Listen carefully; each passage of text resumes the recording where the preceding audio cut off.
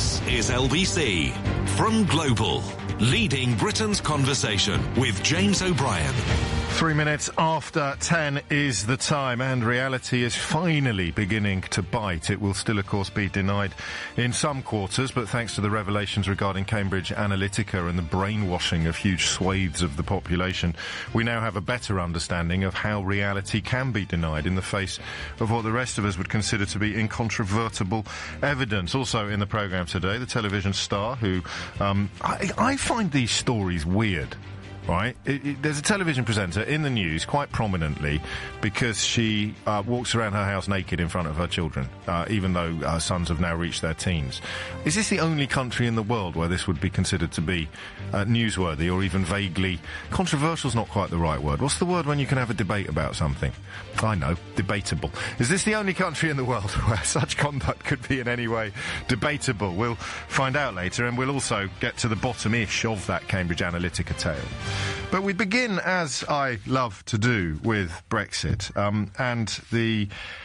Well, if I give you my analysis, and then we'll try and work out what question to ask, and then we can start lobbing bananas at each other.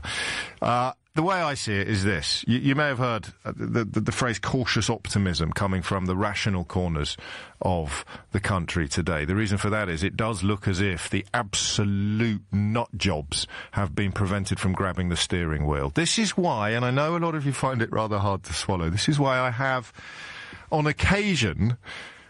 Do you know, what is it, 5 after 10? I don't know what blue touch paper I'm going to light first at the moment on the programme. I've experienced in recent days the full fury of Jeremy Corbyn's more devoted support. Dare to suggest to them that his belief that we should send a sample of this nerve agent to Russia and ask them if they did it or not is not only ludicrous but also dangerous. Dare to suggest that, and you will be hauled over the hottest of social media coals. Yesterday, the attempt, largely in vain, to bring some form of calmness to the conversation about transgender women and female changing rooms. My belief being at the outset that if you are in possession of a full meat and two veg, then you really don't have any business being in a room that is exclusively for the use of women, and that holds until I speak to a trans woman, at which case I get confused again. But that's not good enough. You've got to be 100% on one side or the other of that debate, otherwise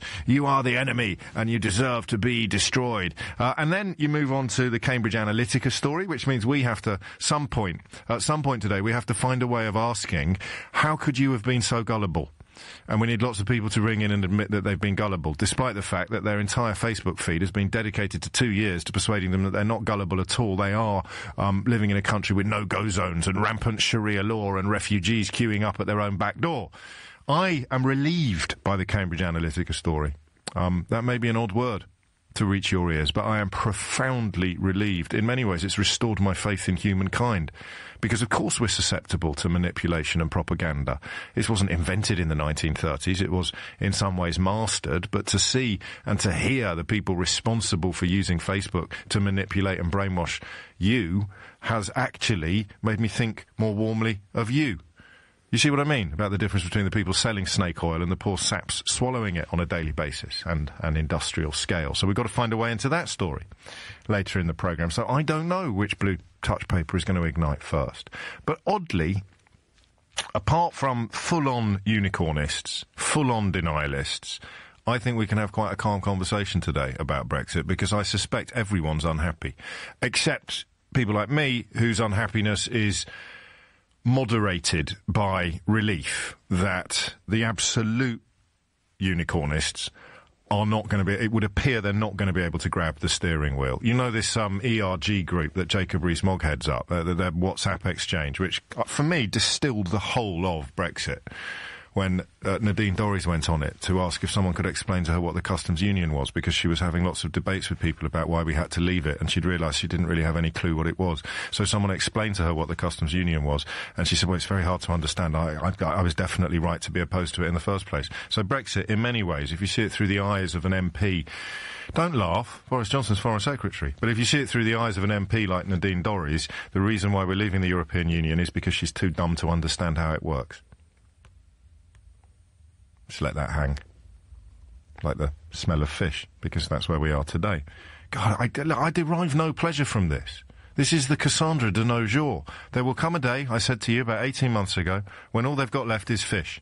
Well, that day has turned out to be March the 20th, 2018. Fish. It's all that's left. Got the passports. Didn't need to leave the European Union to change the colour of them if you really believe that the colour of your passport somehow imbues it with some spiritual power that was lacking when it was maroon. You've already got it. You're still angry, and you're still ignorant. And now it's fish. Fish! Fish. It's all about the fish. I don't really understand it, and I'm enthralled to a man who was actually on the committee, the Fisheries Committee at the European Parliament, and didn't bother going to any meetings. It's about 1 out of 23, was it, or something like that? But yeah, listen to them. They know what they're talking about. They understand the fish. So it's finally happened. All that's left is the fish. People like me feeling a modicum of relief that the absolute headbangers, the fully paid-up unicornists, haven't been able to grab the steering wheel. But, of course, we'd rather they weren't in the car at all. We'd rather that they hadn't programmed the sat-nav. They'd rather that they hadn't taken 52% of a vote and used it to pretend that everybody knew all along they were voting for economic oblivion and a sort of xenophobic, exceptionalist Shangri-La. So when you hear people say they're cautiously optimistic, what they mean is, thank God we haven't chopped off both our legs. But we're still going to have to hop around for the next several generations. 10 minutes after 10 is the time. 0345 6060 973. That's a mark of how mad the coverage has been, isn't it? In that sensible people, rational, evidence-based people now are just relieved that we're going to have one leg left. We've moved on. This is the curse of the liberal, the curse of the open mind. We've moved on from desperately hoping that the rest of the body would come to its senses and not chop off our left leg. We've moved on from that. We've almost given up on hoping to hang on to our left leg. We're just worried about chopping off the right leg as well, because the emotions and the moods and the movements that persuaded people to chop off our left leg, they're still out there. The unicornists, still shilling. So there's a genuine fear, and this is why, odd though it may sound, this is why I still, in the darker moments of the small hours of the morning, when insomnia bites, as it occasionally does, I can still muster up some sympathy for Theresa May. I really can. Because I think, and this is going to be our conversation today, I realise, because I think this is her plan. I think she just had to try to keep things moving. I think she knows and knew, and now knows even more, that this is mad. It's insane. But she's also got, and this is where I suspect people like me have been a little slow to understand, she does genuinely believe in this sort of democratic mandate, albeit that nobody who voted to leave the European Union could agree with another person who voted to leave the European Union about what they were actually voting for. When it was rendered binary and bovine, it became binding. I genuinely believe that Theresa May sees her mission and her patriotic duty as keeping the ship afloat after senior members of her own party have done everything they can to hold it below the waterline. She knows it's bonkers, but her job, and I wonder whether anyone else could actually have done it, her job was to keep the unicornists fed, throw them the occasional bone, while getting on with the very tricky business of minimising the damage that we do to ourselves by leaving. And that, I think, is where we come in together today.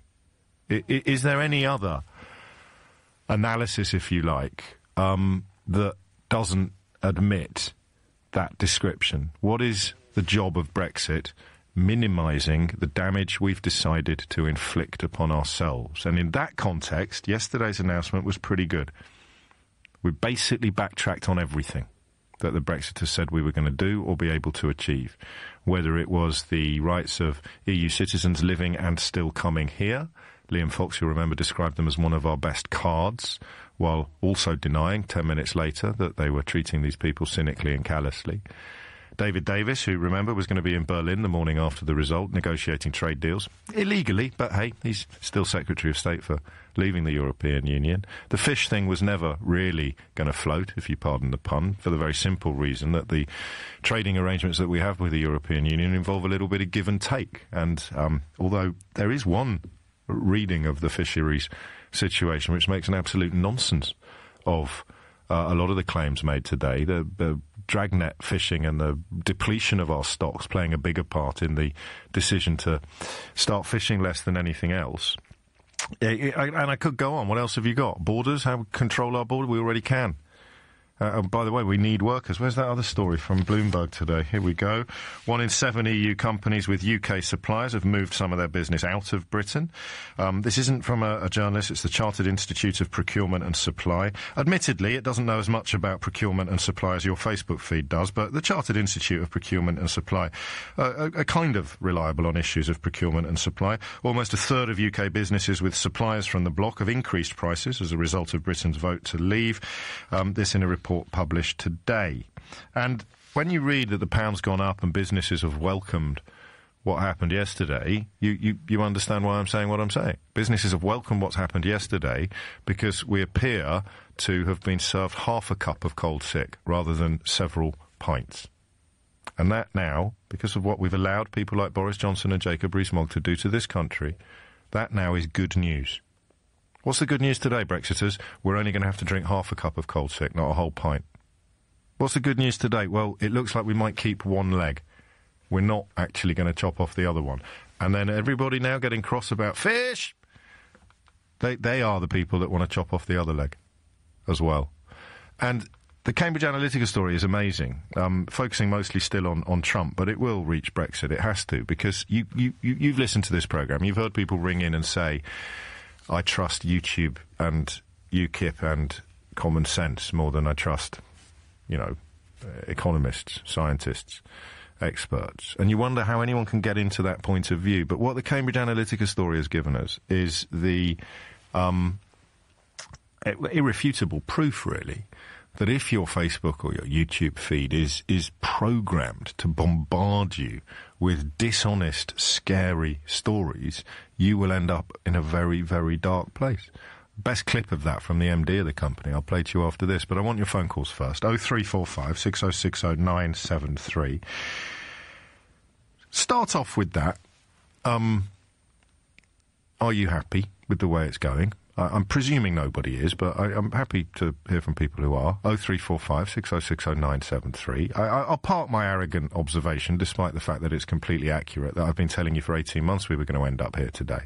Let's leave me out of it in the first instance and focus instead on the Prime Minister, who I cautiously suggest to you was dealt a hand of cards that you wouldn't wish upon your worst enemy, but at this point in proceedings, bearing in mind that she's got the unicornists behind her, with their daggers unsheathed, their horns sharpened, I think Theresa May has done quite well.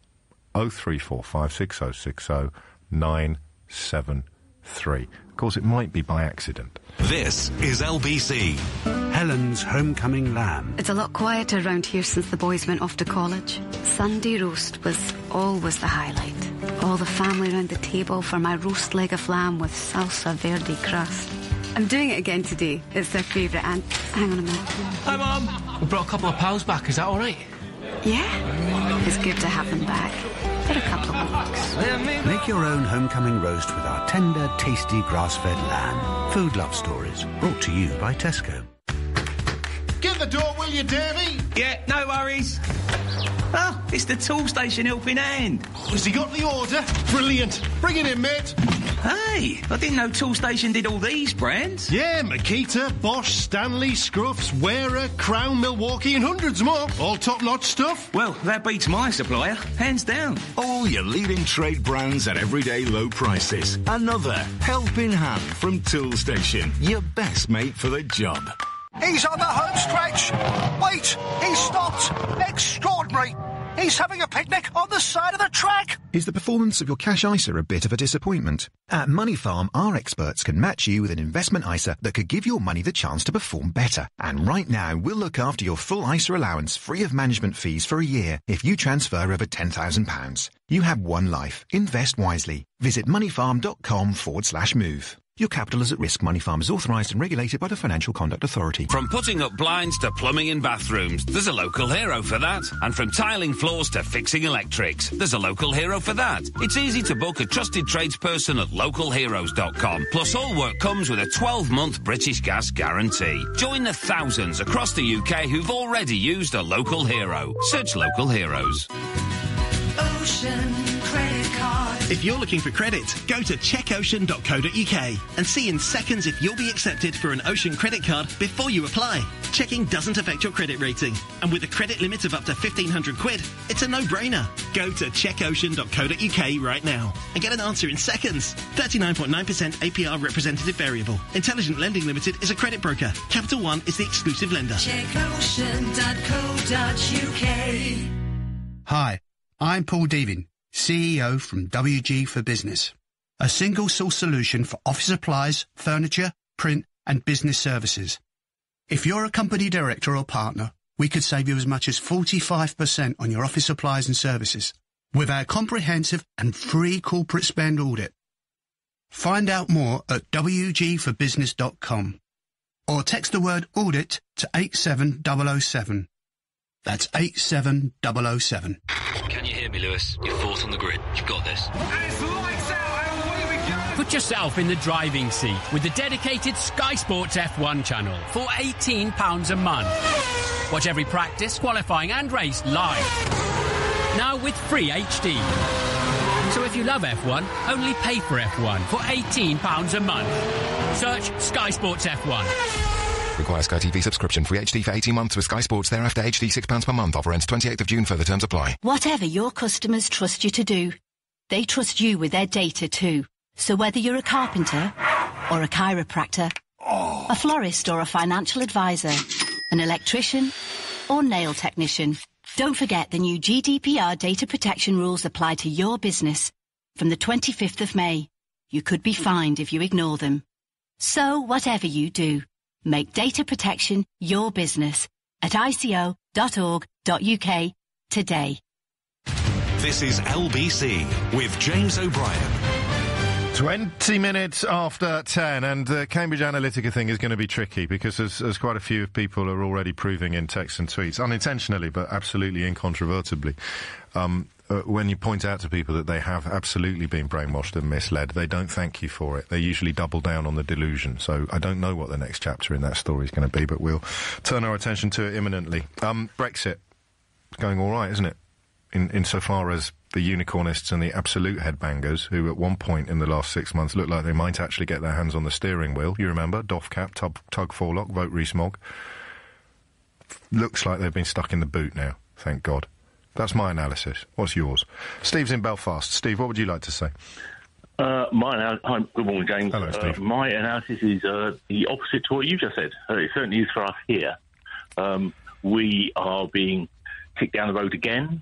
We are going to suffer badly, and we are going to end up in a very, very bad place because we're just going to continue to be used as a bargaining tool. We will be used as a stumbling block to say we don't accept, and we will end up getting no deal because the EU won't put up with that. And hang on, end up being kicked out. End up being kicked out of what? Sorry, we will end up being ceding from the Union for a start. We will end up with being part of the Irish Republic, which I disagree with. But are you Irish? No, I'm not. I mean, I moved over here 4 years ago. Would you have a vote in that referendum? I've swatted up on the Good Friday Agreement in the last couple of months, but I can't remember every codicil and paragraph. Would you have a vote as a resident in a referendum on unification? I have no idea. I don't think so, because I believe that, certainly people from the EU didn't have a vote in the EU referendum. No, I know that, but I'm talking about the Good Friday Agreement. The Good Friday Agreement. That's where the dual referendum at any point to unify Ireland would kick in. It would be under the terms of the GFA. So. I mean, whether I got a vote or not is going to... I was just interested, as a political anorak. There's a few things that you've said that confused me slightly. What were you hoping might happen? What I would hope would happen is that the MPs in London would grow a pair and maybe say, this is ridiculous. We don't need to do this. What, Brexit? You mean call the whole thing off? I would, from a Northern Ireland point of view, I think that I can't see a good way this is going to end. No, but you've misunderstood me, and I mean, the Irish situation notwithstanding, we will move on to it. My point is, of course we should call the whole thing off, but Theresa May made a political decision with some justification that she couldn't do that. I think probably she could now, but we're too far down the rabbit hole.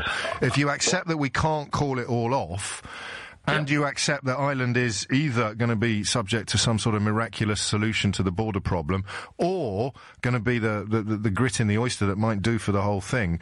Today, March the 20th, Fish Day, as it will be known henceforth, it couldn't really be going any better from the point of view of people who don't want the unicornists to drive us actually over a cliff. But what I think about it is the fact that the unicornists can drive us over a cliff because they can use the Irish border question to actually stop progress.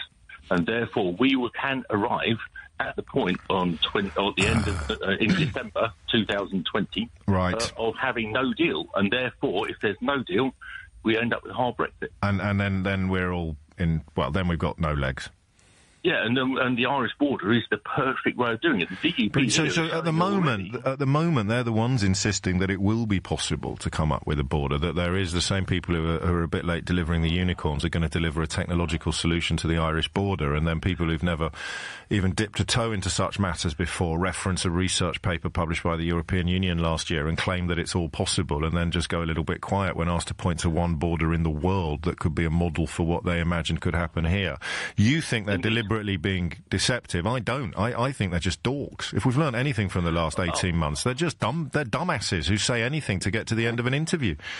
I wouldn't disagree with you saying that about the DUP at all. The DUP are a complete bunch of dorks in the same way that Sinn Féin sit on their side of the fence and are as hard as they want to be on their side of the fence. They mirror the DUP, and that's where the UK is going with much more going down the DUP route. Yeah, you've rained on my parade, which is a slightly unfortunate turn of phrase for a man in Belfast. You have rained on. It's beautifully sunny here. Oh, it's not the rain. Not the rain, mate. The parade. You've rained on my parade because you think that this is just another holding tactic, and that the apocalypse, which will be Ireland, the apocalypse is just being postponed. Even if the DUP aren't sensible enough to do that, the ERG will go down that route. They will delay and delay and delay. They kick the can, and eventually say, no, we don't agree with that. And they'll try and blame it on the EU and say, we can't fix this because the EU is being intransigent. I think Rees-Mogg said this week, well, Ireland will have to leave the customs union and the single market. It's slightly overlooking the fact that Ireland has been autonomous since 1916, but the poor fellow overlooks a lot of things. Steve, I'm not yet going to review my position based upon your pessimism because I am a glass half full Remainer. It's only your position as regards if you were living in Northern Ireland. I get that. In England, it's probably different. No, well, I mean, you look at my surname. I've got the interests of the island in my heart, but equally, you're right. I can only look at, you look out of your window, you care more about what you can see than what's on the other side of the sea. 27 minutes after 10 is the time. I've got some phone lines free on this. We can have a scrap if you want, actually. I'm in a fairly feisty mood, but I don't know what we'd scrap about unless you honestly think it's going well. I'll tell you that the constituency that I will also talk to today, it's all going a little bit rubbish, but at least we're leaving. So I will reserve the right to ask you what you're actually happy about beyond those words, that sort of salad of words. At least we're leaving. What are we leaving and where are we going and what's going to be better tomorrow than it was yesterday? But in terms of Theresa May, if you absolutely step back from the whole thing, which I appreciate is difficult to do, you look at what she had to juggle and deal with, and you look at where we are today, it may have happened entirely by accident. She doesn't seem to be what you would call a proactive leader. Words like strong and stable don't fit neatly onto her slogans, but it could have been a hell of a lot worse than this, and short of calling the whole thing off, I don't see how it could have been better. There you go. Genuinely, it could have been a hell of a lot worse, and short of calling the whole thing off, I don't see how it could have been better. Nick's in Brixton. Nick, what would you like to say? Yeah, I would like to say that I didn't really think much about this situation of Brexit. I didn't think at all. I went to the hospital. Yes. And there was a guy in the bed next to me, and he's a fully qualified computer engineer. Yeah. He's only been in the country 2 years, yeah? Yeah. And he had a lot to contribute towards this, country, yeah? Yeah. And then they were pressurising him to get the first plane home to Portugal. Well, I haven't got the full details, but there should have been good news for him yesterday. Yeah, well, I hope so, and I spoke to a woman on the bus yesterday as well. Oh, yeah. And she's done a lot of... She was a Spanish woman. She's done a lot of work for charity in this country, yeah? Yeah. And she was under threat of deportation as well. I know that the Home Office is sending out a lot of letters and a lot of requests at the moment, but I maybe we should speak to one of those dreaded experts actually on this, because I haven't fully caught up with what the announcements with regard to EU citizens here and British citizens there, what yesterday's announcements mean. I think, and I say this very cautiously, Nick, I think it was good news for both of the people you described, the Portuguese person and the Spanish lady, but I could be wrong. I'll check for you, actually. That's what I'm here for. 0345 6060 973 is the number that you need. I mean it. I'm not trying to wind you up. I do think Theresa May has done pretty much... OK, she's not allowed to call it off, and we don't really want to chop off both our legs.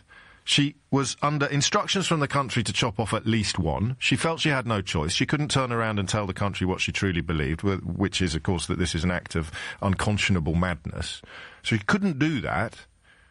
She's kept the unicornists in the back seat. Arguably, she's got them in the boot.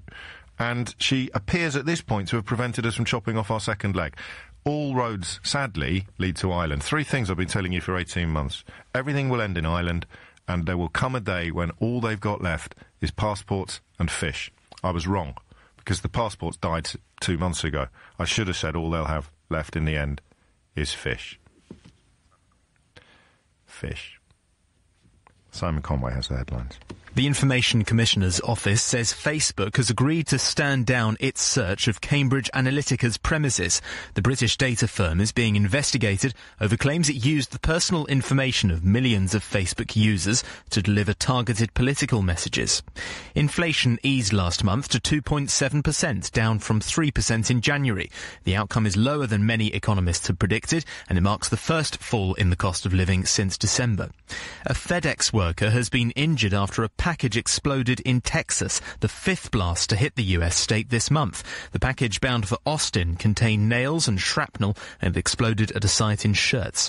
LBC weather largely dry with sunny spells, cloudy at times with a few isolated showers, a high of 9 degrees. LBC travel, long delays on the Essex stretch of the M25. Delays for about an hour from junction 28 at the A12 to 27 at the M11. So that's anti-clockwise. And that's because of an accident where 2 lanes are closed. 2 lanes are also closed on the M25, but on the Surrey stretch, clockwise, just before junction 10 at the A3. And there are long delays on the approach. The A13 in London's closed eastbound at the Ferry Lane interchange after an accident. And in South Yorkshire, very slow on the M1 southbound to junction 34 at Meadowhall. And that's because of an accident as well. LBC Travel, I'm Joanne Webb. This is LBC. It could be nothing, but I notice she's been flinching when someone comes near her. And the other day I saw these bruises on her arms. I know kids get knocks and scrapes. But when I asked her about it, she just kept changing her mind about what happened. We all have a role to play in keeping children safe. If you think a child may be at risk, report it to your local council who can provide support. Child abuse. If you think it, report it. Find out how at gov.uk/tackle-child-abuse. Admiral, welcome to the show. My pleasure. Now, there's been a lot of talk recently about your deals for home and car insurance. You mean our multi-cover deals? Yes. Another insurance company saving us money? Andrew, that's not us. We're different. Our car and home insurance customers can upgrade to multi-cover and get a great deal. Car and home insurance on one policy? Just go to admiral.com and see our multi-cover deals for yourself. Travel Pack. Have the right flight at the right price. In fact, we'll price match most worldwide flights if you find one cheaper elsewhere at the time of booking. So, if you need to book a flight, remember the Travel Pack price match. Call Travel Pack on 0208 903 9999. You won't find a better price for your flight. Travel Pack 0208 903 9999. ATOL protected. Excludes low-cost operators. Competitors must be ATOL licensed. Conditions apply. Great. Another ad. When's the music back on? Good news is you might not need to listen to this, because we're about to talk funerals. So if you want to turn down the volume, that's fine by us. If you do need to plan a funeral, we're sorry to hear that. And we want you to know we're here, like we have been for generations, at the heart of your community, available all day, every day, to do right by them, right by your family, and right by you. Co-op Funeral Care. Can you hear me, Lewis? You're fourth on the grid. You've got this. Put yourself in the driving seat with the dedicated Sky Sports F1 channel for £18 a month. Watch every practice, qualifying and race live. Now with free HD. So if you love F1, only pay for F1 for £18 a month. Search Sky Sports F1. Require Sky TV subscription. Free HD for 18 months with Sky Sports. Thereafter HD £6 per month. Offer ends 28th of June. Further terms apply. Ocean Credit Card. If you're looking for credit, go to checkocean.co.uk and see in seconds if you'll be accepted for an Ocean credit card before you apply. Checking doesn't affect your credit rating. And with a credit limit of up to £1,500, it's a no-brainer. Go to checkocean.co.uk right now and get an answer in seconds. 39.9% APR representative variable. Intelligent Lending Limited is a credit broker. Capital One is the exclusive lender. Checkocean.co.uk. Hello, I see you're interested in the Corsa with mobile connectivity. Exactly. And advanced European engineering for a fun dynamic drive. All for just £149 initial rental, then £149 a month. Really? Search Corsa Energy. Vauxhall. British brand since 1903.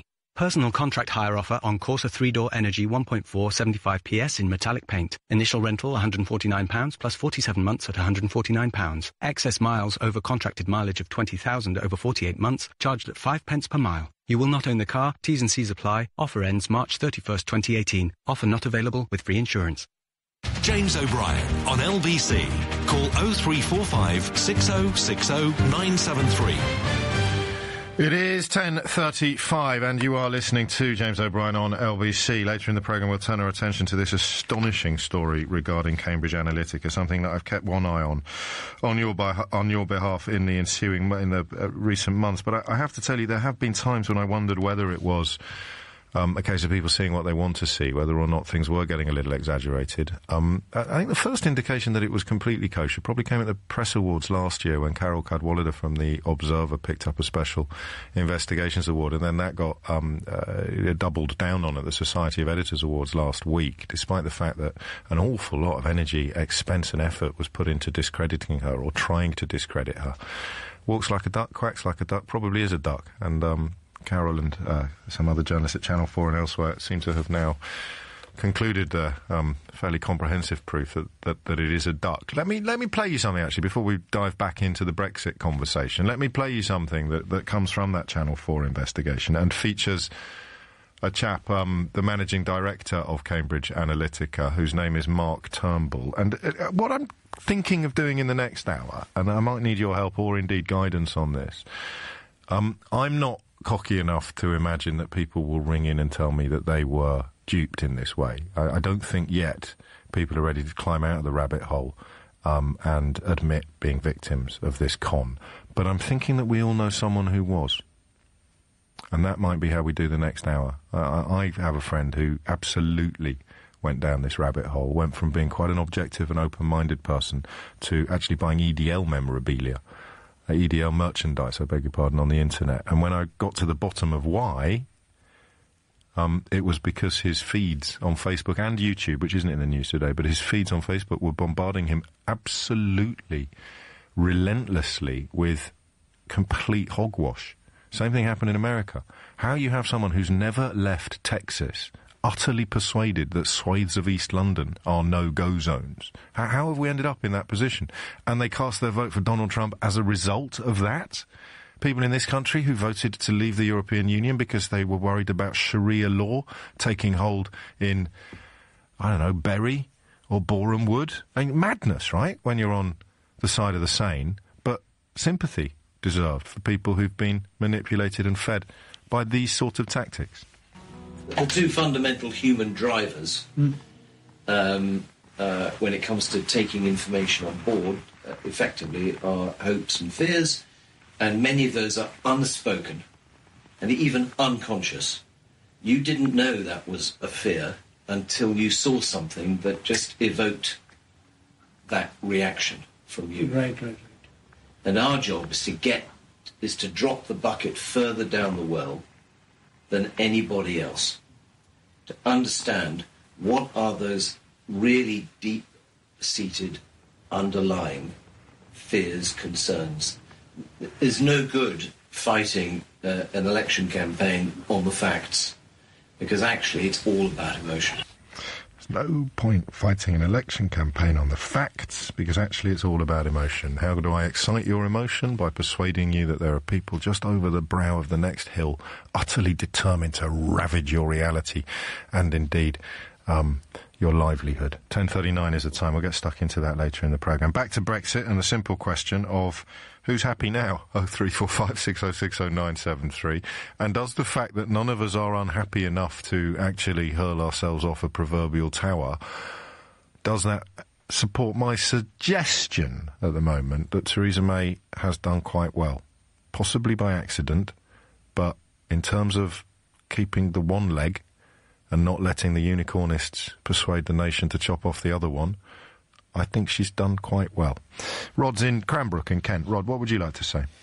I was going to talk about fish, but just... Carry on, we need more on fish. It is Fish Day. It's National Fish Day. Well, it's lovely, of course. I'm very fond of fish. I'm very fond of fish. What's your favourite fish? Do you have a favourite fish? Yeah, I have lots. Anyone that swims, I think. Okay. Because I'm very interested by this whipped-up fury about fishermen and our fish, yes, and all this thing. I just had a look at the government statistics this morning, because I'm pretty ignorant, really, and I just did some calculations, and if we take back control, to use that horrible phrase, of our fish, and assuming we can catch all the fish that the EU boats catch at the moment in our waters, the total gain is about £1 billion, which sounds like an awful lot of money. But of course, in terms of the whole economy, that's peanuts. Oh, so it's a month's worth of NHS money. Is it 250 million or 350 million on the side of the bus? 350. Oh, okay. So it's not even a month's worth. It's a fortnight and a bit. It's fortnight and change. So I was going to say it's peanuts. So it's not quite right. No, it's not peanuts. What do you? How? But what I wanted to say is these poor fishermen, and I do understand that they're aggrieved and all that, because they haven't been protected by our governments at all. No, this is true. Same with the Common Agricultural Policy. They're the two most obviously improvable areas of our arrangements, our prior arrangements with the European Union. But I'm just fearful. Well, I mean, obviously the right thing to do is to cancel Brexit. I'm right behind that. Of course, yes. But if Theresa May, to use your other sort of imagery, is going to start sawing the other leg off, it's the fishermen who are going to get sold down the river. There's no doubt about that. And the percentage of the fish that's landed on British shores that then gets exported to the European Union is fairly chilling. A lot of it goes straight there. It doesn't even come in through our shores. They process a lot. Most of it's landed in Scotland, I think, and then but 80-odd% of that makes its way to the export market. The statistics make good reading, but there are only, according to government statistics, only 11,800 fishermen working in the UK industry. Of course, you've got all the ancillary workers. Do you know much about the... Not very many. Well, I've just been reading the... No, I know. I'm just intrigued. Someone else was educating me earlier on the WWF's role, not the World Wrestling Foundation, the World Wildlife Foundation, yeah. Role in stopping dragnet fishing in the 80s. Look and see what Iceland's done. Yes. They catch their fish on long lines. So the cut in what we were landing had as much to do with environmental concerns. I can't remember his name. There's a professor of fisheries in Newcastle University, I think. Haddock. Professor Haddock. Is he really? No. It'd be wonderful if it were. Wouldn't it? But he was talking about the control of fish stocks, and if you look at the recovery of the cod fishery, yes, it's quite remarkable. And the herring fishery is recovering as Here's well. the thing, what you've solved it. Here's the thing that happens. So all this stuff about borders, all this stuff about laws, all this stuff about trade, all this stuff about business, that's all been disproved. That's all been undermined. The lies have been unveiled. People can no longer claim that this is feasible or that is feasible. The fact that they can't name any of the so-called benefits they were promised, all those ships have sailed. So the only thing you've got left now is the subject that is very emotive but utterly misunderstood, and the snake oil salesmen pile in on fish because they know that the average punter living in the middle of the country who hasn't been to the seaside since last summer, and that was in Malaga anyway, is you can whip him up into a state of righteous fury without demanding that he actually appraise himself of the facts and the information, which is why Fish Day was always going to happen, Rod. Yeah, and the poor fishermen are going to get sold down the river. There's no doubt. Stop saying sold down the river. It's a rubbish pun. Very good metaphor, isn't it? No, did you realise that your Christian name was playing a nominative? Yeah, I do that, you yeah. did. Okay. There's Rod talking about fish. Thank you. Yeah, good man. Can I just say one other thing? That, yeah, of course you can. We're all friends here. The Trump election. Yes. I was actually in New York on the evening of his election. My son was getting married there the next day. So we were out on Fifth Avenue in that huge protest that went on. And I was very, very struck by... I'm long in the tooth now. Yes. But I was very struck at the youth protesting there against Trump. I know New York is an anti-Trump city. Yes. But, gosh, those particularly young ladies were out there. They were absolutely furious at what had happened.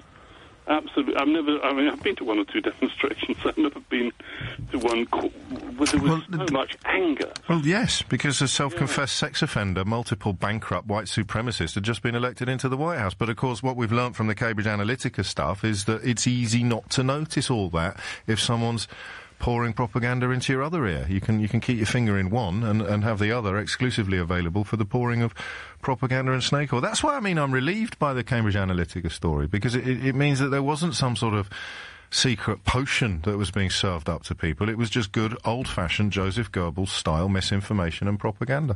And the people who could see through it, Rod, would be furious, like the people you saw that day. 10:45 is the time.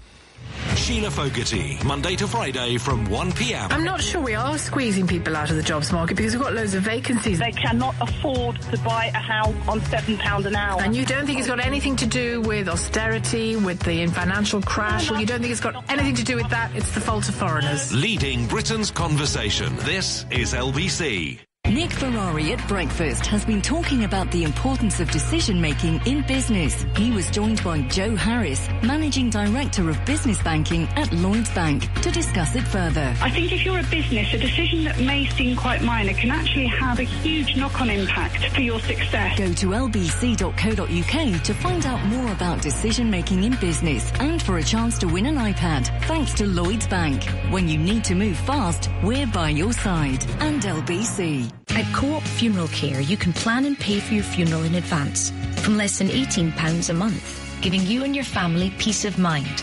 So sort your funeral plan today and then get back to doing something else, like scuba diving, tango classes, or even extreme yoga. In other words, we'll take care of your funeral plan so you can keep loving life. Call, find us online, or pop into your local Co-op Funeral Care. Price based on a 50-year-old buying a simple funeral plan over 25 years. Can you hear me, Lewis? You're fourth on the grid. You've got this. Put yourself in the driving seat with the dedicated Sky Sports F1 channel for £18 a month. Watch every practice, qualifying and race live. Now with free HD. So if you love F1, only pay for F1 for £18 a month. Search Sky Sports F1. Requires Sky TV subscription. Free HD for 18 months with Sky Sports. Thereafter HD £6 per month. Offer ends 28th of June. Further terms apply. Moving office? It can be one of the most stressful, costly, disruptive experiences of your business life. But not with Maris Interiors, who've been designing, fitting out and transforming workplaces for over 3 decades. To get your free guidebook, attend a free seminar, or book a free consultation, go to officerelocation.co.uk. Morris. Workplace design experts. Hello, I see you're interested in the Corsa with mobile connectivity. Exactly. And advanced European engineering for a fun dynamic drive. All for just £149 initial rental, then £149 a month. Really? Search Corsa Energy. Vauxhall. British brand since 1903. Personal contract hire offer on Corsa 3-door Energy 1.4 75 PS in metallic paint. Initial rental £149 plus 47 months at £149. Excess miles over contracted mileage of 20,000 over 48 months, charged at 5 pence per mile. You will not own the car. T's and C's apply. Offer ends March 31st, 2018. Offer not available with free insurance. Did you know between them, Sky, BT and Virgin Media have raised their prices mid-contract 4 times in the last year? If you've been affected, it's your right to leave your provider within 30 days, penalty-free. When you switch to TalkTalk, we guarantee no mid-contract price rises on all our broadband plans. Right now, our unlimited fibre broadband is just $22.50 a month. Over 18 months, including line rental. It's our best ever deal. That's why we've been voted Uswitch Best Broadband TV and Home Phone Provider 2018. Hurry, deal ends 28th of March. TalkTalk, for everyone. Contract and conditions apply. Hello, I'm a flat white. I'm a flat white too. I'm a sort of less milky latte, sort of less frothy cappuccino sort of thing. Oh, I'm a Costa flat white. I'm made by someone pressing a button that says flat white. I'm lovingly handcrafted by a Costa barista for a stronger, sweeter coffee with a blanket of velvety smooth milk, individually signed off with a Costa Florette. Ah. I also come in 3 delicious new flavours: coconut flat white, flat mocha and flat black. I'll get my Coke, shall I? Costa. Not all flat whites are created equal. James O'Brien on LBC. 10:50 is the time. I'm a little wary of the next hour because how you can't get people to admit they've been conned, even when the evidence has mounted up to an almost irresistible degree. It's a psychological process. It's a phenomenon, a studied psychological phenomenon. It's also why, as I said to you many, many moons ago, that the people who fall for postal scams, the people who fall for those invitations to send £20,000 to a PO box in order to free up the £20 million that your recently deceased distant relative has left in a convenient bank account for you, the people who send off the money are more likely to send more than anybody else. You're more likely, after you've made that initial decision to send 20 grand to Bobbyface, you're more likely to send more money. Because think about it as it's almost like a gate, isn't it? Once you've opened that gate, to close it again takes a lot more effort than leaving it closed in the first place. So that is why I don't think, in our examination of the Cambridge Analytica revelations, I don't think many people, if any, will ring me to say... I mean, we've had calls like that in the past, actually. More so on the far-right stuff than on the Trump or Brexit stuff. And people have said... I always remember one fella about 3 years ago whose wife said, if you don't put your laptop away, I'm leaving you. And he said, after 3 weeks, James, I was back to normal. I'd actually turned into a sort of knuckle-dragging racist lunatic. I was attending EDL marches and online all the time. And my wife said, it's that bloody laptop. Put the laptop away and you'll be fine. Put it away 3 weeks later. Was it 3 weeks or 3 days? Does anyone remember that call? I can't remember, but he was back to normal. He rang me up to say so. So it is perfectly possible to do it, but it's not necessarily easy. So I think in the next hour, I want you to tell me about your friend or family member who you think would be a very good piece of evidence for the Facebook manipulation leading people to very dark and ignorant places. And I stress again, although I'm wasting my breath, I stress again, you can't hate on people for falling victim to something as huge and as powerful as this appears to be. 10:52 is the time. Back to Brexit. Maro is in Cheam. Maro, what would you like to say? James, listen, I just phoned. Just wanted to say about this EU border and how everything seems to be, based on the EU border. And I wanted to bring to the attention to most people that Cyprus is still a divided country because in 1974, Turkish forces invaded. The north is occupied illegally. It's not recognised by the European Union. And yet, when the state of Cyprus joined the EU in the early 90s, we were hoping that they would bring about a solution and get rid of the border and everybody. I'll take your word for it, but from the outside looking in, I don't know how you ever thought that was going to happen. Well, it was a long shot. Sure. It was a long shot, I suppose if Turkey joined the EU, eventually, which, despite what people like Boris Johnson said during the referendum campaign, is pretty close to impossible. Certainly now we've seen the full nature of Erdogan's authoritarianism. That ain't ever going to happen. Then I could have imagined that the border there would have become invisible. Well, only if they had withdrawn all their troops from Cyprus and allowed... Well, that's why I can't understand how you thought it was ever going to happen. I don't understand how you thought it was ever going to happen. James, we didn't really believe it would happen. Right. But the point is, Cyprus is a member state of the European Union, and there is a border dividing the free state of Cyprus from the occupied state of Cyprus, which is occupied by Turkish troops. And the EU are able to live with that. So I don't know why they're making such a big issue about a border in Ireland when, there's already a divided border in a country. Yeah, but that's the point, isn't it? Unless I've misunderstood you, you're pointing out that we will have no choice but to have a border in Ireland similar to the one in Cyprus. But people now are coming and going quite freely without... there are people that fly on certain budget airlines that fly into Larnaca Airport and then cross over to the occupied area without there being a big deal on the border. That's what I'm saying. But if they wanted to ship a lorry full of olive oil over that border, they'd have to go through rather more rigmarole. I don't know. No, well, I do. Oh, sorry, that was my phone buzzing. My point is that... you're describing tourists. Not just tourists, people who live in the occupied areas, people who want to go over for a long weekend, people who go... And what do they have to do at the border? They flash their passport sometimes and if they've got goods... If they've got goods that fall under customs rules, what do they have to do with those? That's my point. It's become such a joke now. And what happens in Ireland at the moment if you want to cross the border? Now, that I don't know, and I just say to you... Well, the answer is absolutely nothing, Mauro. Absolutely nothing happens at the border in Ireland. So, I mean, with the greatest of love and respect, I think you proved precisely the opposite point of the one you rang in to make. But that's okay, because this is Fish Day, and everything is upside down and turvy-topsy. Nicholas is in Plymouth. It's near the sea. Nicholas, what would you like to say? Hi, James. Hello, mate. Hi. Well, I'm calling as someone who voted Remain, but I really have to say, I think what you're basically saying is that somehow or other the referendum was illegitimate because no, I'm not. Well, okay. So it's completely legitimate. That's why I've concluded that Theresa May has done quite a good job.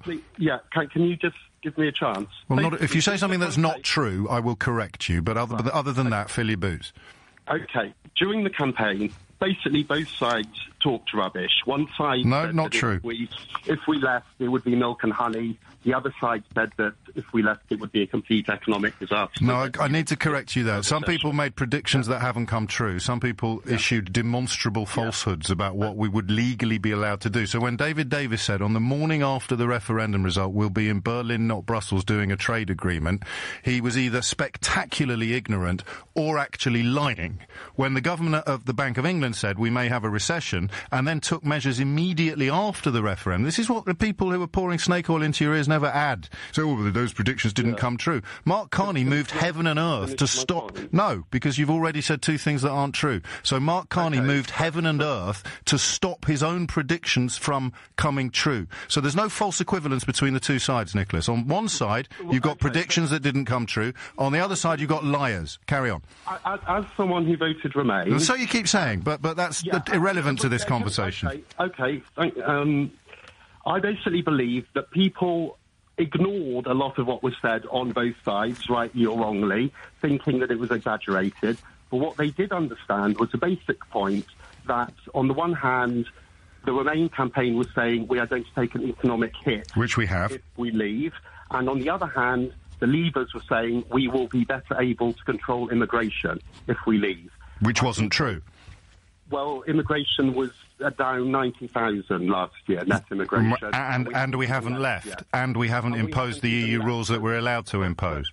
So once we've left, we will see. Obviously, it will be up to the government to implement policies. No, but again, mate, I have to correct you, because you said an untruth. We could have controlled our borders better if the government had decided that they wanted to. We didn't have to leave the European Union. That wasn't the case. I said that people had voted on the understanding, and I think... The misunderstanding. The misunderstanding. Better able to control immigration. On the misunderstanding, Nicholas. The European Union. The misunderstanding. No, I don't think it's misunderstanding, because obviously with free movement, you cannot... Why did you vote Remain, Nicholas? Pardon? Why did you vote Remain? So I weighed up the... Well, just give me the big one, the big swinging decision. Basically, I felt that the economy was more important than immigration. So you believed Project Fear? Yes, in effect, I believed Project Fear. Well, not to the extent that Project Fear was suggesting. But to the extent that it determined your vote. We would have lower economic growth, which I think we are having, than if we'd remained in the European Union. It's not a disaster. We're still growing. We're still in the European Union, and we've moved from the top of the growth table to the bottom. Yeah. But it hasn't been... No, you've forgotten that you're defending the Remain vote. You kind of forgot that that's what you said at the beginning of the call. And on the immigration stuff, with the greatest of love and respect, just Google it. Google what European Union law is with regard to movement of labour. 3 months. If you haven't proved that you've either got the capital or a job, then under European Union legislation, you could be ordered to leave. Did you know that when you rang in, Nicholas? Yes, I did. And yet you still carried on. But, hey, that's typical Remain voter, I suppose. It's coming up to 11 o'clock, and if he's a Remain voter, I'm a fish. On FM, online, on your mobile, and on digital radio. Leading Britain's conversation. This is LBC. From Global's newsroom at 11 o'clock, the Information Commissioner's office says Facebook has agreed to stand down its search of Cambridge Analytica's premises. The British data firm is being accused of using the personal information of millions of Facebook users to deliver targeted political messages. The data was taken from a quiz people had taken part in. Steve Kunsevich is a lawyer who specialises in social media and privacy issues. The issue that we're dealing with is that these adverts, these pieces of content have been sharpened, if you like, directed at individuals almost to reinforce what many people see as an echo chamber on Facebook in particular, to try and influence opinion one way or another without people realising they're being influenced. Inflation has eased for the first time since December. The Consumer Prices Index measure dropped to 2.7% last month, down from 3% in January. It's being put down to a fall in petrol costs and food prices rising less quickly.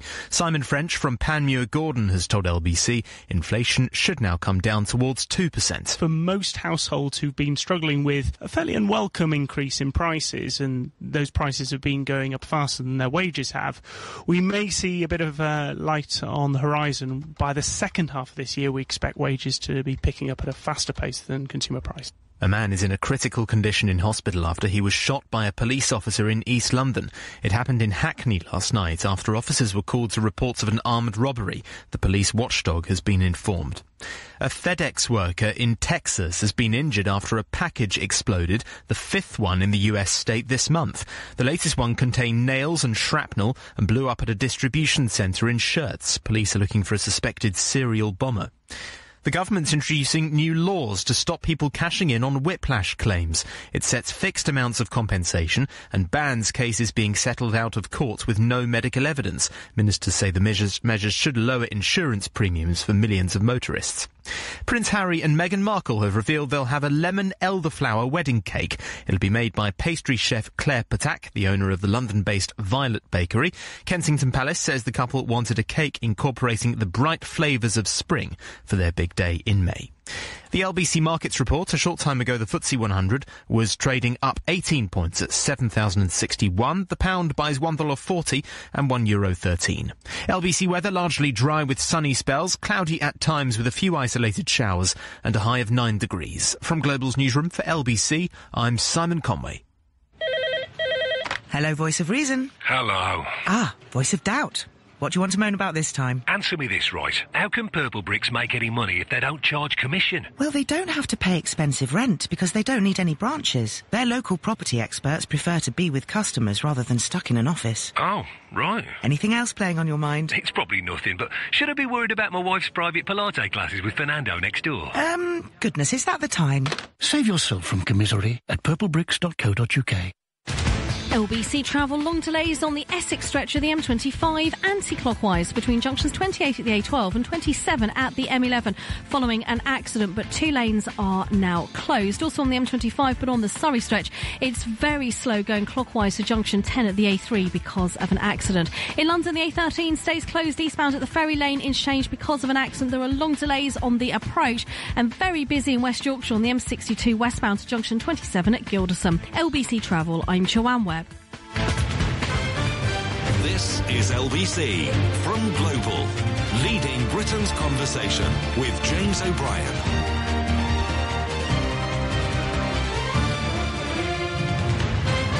It's 4 minutes after 11. I don't do this very often, but I think some stories are so significant and important that we should clarify a few points if we possibly got distracted during the news bulletin. Simon Conway, LBC's award-winning newsreader, joins me on the line now. Did you say lemon and elderflower, Simon? I did, yes. Lemon elderflower cake. Yeah. Excellent. And icing? Do we know anything about the icing? Yes, the icing is going to be a buttercream and decorated with fresh flowers. So there you go. Edible flowers, or...? Well, as far as I know, I would have thought so. I wouldn't have thought they put non-edible flowers on. Probably a nasturtium or something like that, perhaps. I don't know much about edible flowers, so I can't add much more than that, I'm afraid. Your expertise has already delighted us. And do we know, finally, how many tiers the cake is likely to have? No, not much detail yet. I would have thought that will come in the 2 months, less than 2 months now, until the big day. And rest assured that when that information does become publicly available, Simon Conway and myself will bring it to you first, live on LBC. Simon, as ever, many thanks for your professionalism and insight. Pleasure. 5 minutes after 11 is the time. We move on from Harry and Meghan Markle's wedding cake to the rather less important territory of nationwide industrial-scale manipulation of voters by, well, I guess they deny it, but you need to hear what the main man said. This is a story that's been bubbling under for a while. My problem is that I've considered it to be true from pretty much the outset, with just a couple of wobbles when I thought, could something this huge really have been undertaken? But when you look at the election of Donald Trump in America, and you're not a white supremacist apologist for sex offenders, you have to wonder how this could have happened. How could lots of people who presumably don't ordinarily, or didn't begin from a position of supporting sex offenders and racists, how could they have ended up thinking that this fellow was somehow the answer to their prayers? Well, it's easy. He wasn't the answer to their prayers. He was the sop to their fears. And their fears were built online by essentially, I hope I've understood this correctly, we're going to speak to the journalist who led the Channel 4 investigation in about half an hour. But if you know, or you've seen, and I obviously, living in whatever the phrase is for the very opposite of an echo chamber, I've been exposed to this for the best part of 2 years. People absolutely persuaded that their little village in Devon is about to be subsumed by a horde of Syrian refugees who are actually terrorists. People completely certain that unless they vote to leave the European Union or vote for Donald Trump, then Sharia law will be taking hold in Shrewsbury by tea time. And you start off finding it funny, and then you find it tiresome, and then you find it terrifying, because it works. And how do we know that it works? Because the managing director of Cambridge Analytica has told Channel 4 in an undercover meeting precisely how it works.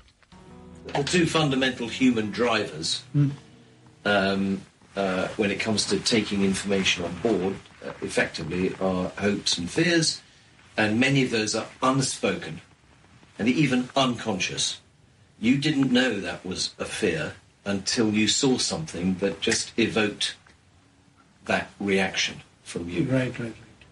And our job is to drop the bucket further down the well than anybody else, to understand what are those really deep-seated underlying fears, concerns. There's no good fighting an election campaign on the facts, because actually it's all about emotion.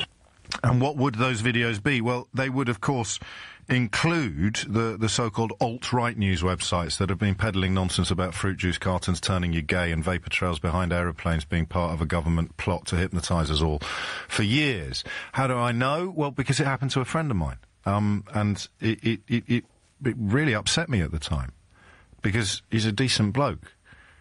And he just fell for it, hook, line and sinker, and I couldn't understand why until I started asking to see the stuff that he was watching. So you'd stick on an InfoWars tape, and I'd say to him, do you know... Actually, this is more recent, actually. I'd say to him, do you know that they make most of their money by selling brain juice? All of these people on this so-called platform conclude their broadcast by encouraging you to buy pills to make your brain more powerful. And you sort of go, is that really the guy you're going to trust? But, of course, what you then have is Donald Trump turning around and saying, this is the guy that I trust. So how can Hank in Arkansas recognise that what he's swallowing is utter bunkum if the President of the United States of America is saying this guy is trustworthy? And then you got all the Islamophobic stuff, all the kind of that mindset, which I still struggle to get inside. But you see it every time a relevant story pops up, where you say, look, if he's a terrorist, good if he's blown himself up. I won't be losing any sleep about him. If he's in a grooming gang, lock him up and chuck away the key. I've got absolutely no problem with the heaviest hit of law to arrive on these people's shoulders. But for a certain type of punter, that's not enough. You have to believe that all Muslims are terrorists and paedophiles. Otherwise, you're somehow the enemy. How could you possibly end up in that position, especially if you ever met any Muslim people? Well, answer, your Facebook feed is full of it. Absolutely full of it. That was Mark Turnbull, the managing director of Cambridge Analytica. There is a chief executive by the name of Alexander Nix. A lot of people are mentioning that he went to Eton. I don't think that's fair. I appreciate that this will undermine my working class hero credentials fairly fatally, but some of my best friends went to Eton. You don't leave that school having an attitude to the poor that Jacob Rees-Mogg best exemplifies when he describes food banks as uplifting. You leave that school like you leave any other school, some good, some bad. The only thing you've got that you don't get from anywhere else is a belief that you are actually entitled to run the world. And even that I could probably make a positive of if I had time. But 10 minutes after 11, here's Alexander Nix offering to... Well, you work it out for yourself. Deep digging is interesting, but, equally effective can be just to go and speak to the incumbents and to offer them a deal that's too good to be true and make sure that that's video recorded. These sorts of tactics are very effective. Instantly having video evidence of corruption, putting it on the internet, these sorts of things. And the operative you will use for this is who? Well, someone known to us. Okay, so it is somebody... You won't use a Sri Lankan person, no? Because then there's issue. We'll have a wealthy developer come in, somebody posing as a wealthy developer. I'm a master of disguise. Yes. They will offer a large amount of money to the candidate to finance his campaign in exchange for land, for instance. We'll have the whole thing recorded on cameras, blank out the face of our guy, and we'll have posted on the internet. So it'll on the Facebook or YouTube or something like this, it will be... We'll send some girls around to the candidate's house. We have lots of history of things. We'll bring some Ukrainians in on holiday with us. Right. You know what I'm saying? Yes. They are very beautiful Ukrainian girls. They are very beautiful. Yes. I find that works very well. I mean, it sounds a dreadful thing to say, but these are things that don't necessarily need to be true, as long as they're believable. Just a couple of samples from this Channel 4 investigation. The Observer and a journalist called Carol Cadwallader, who will be joining us later this week, hopefully to take your calls, actually. She's just incredibly busy at the moment, have sort of led the field on this. There is not really any dispute now that it's that it's true.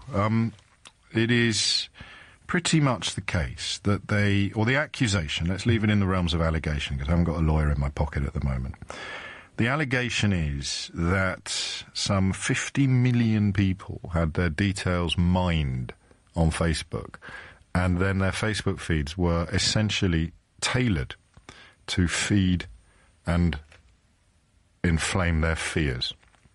So you could tell, apparently, from a personality test or from a little bit of scrutiny, whether or not I was the kind of person who could be persuaded that the city in which I have lived since the age of 19 was full of no-go zones that I couldn't actually enter because of all the brown people who'd do me harm. You could work out from my Facebook responses and my Facebook feed whether I could fall into that category.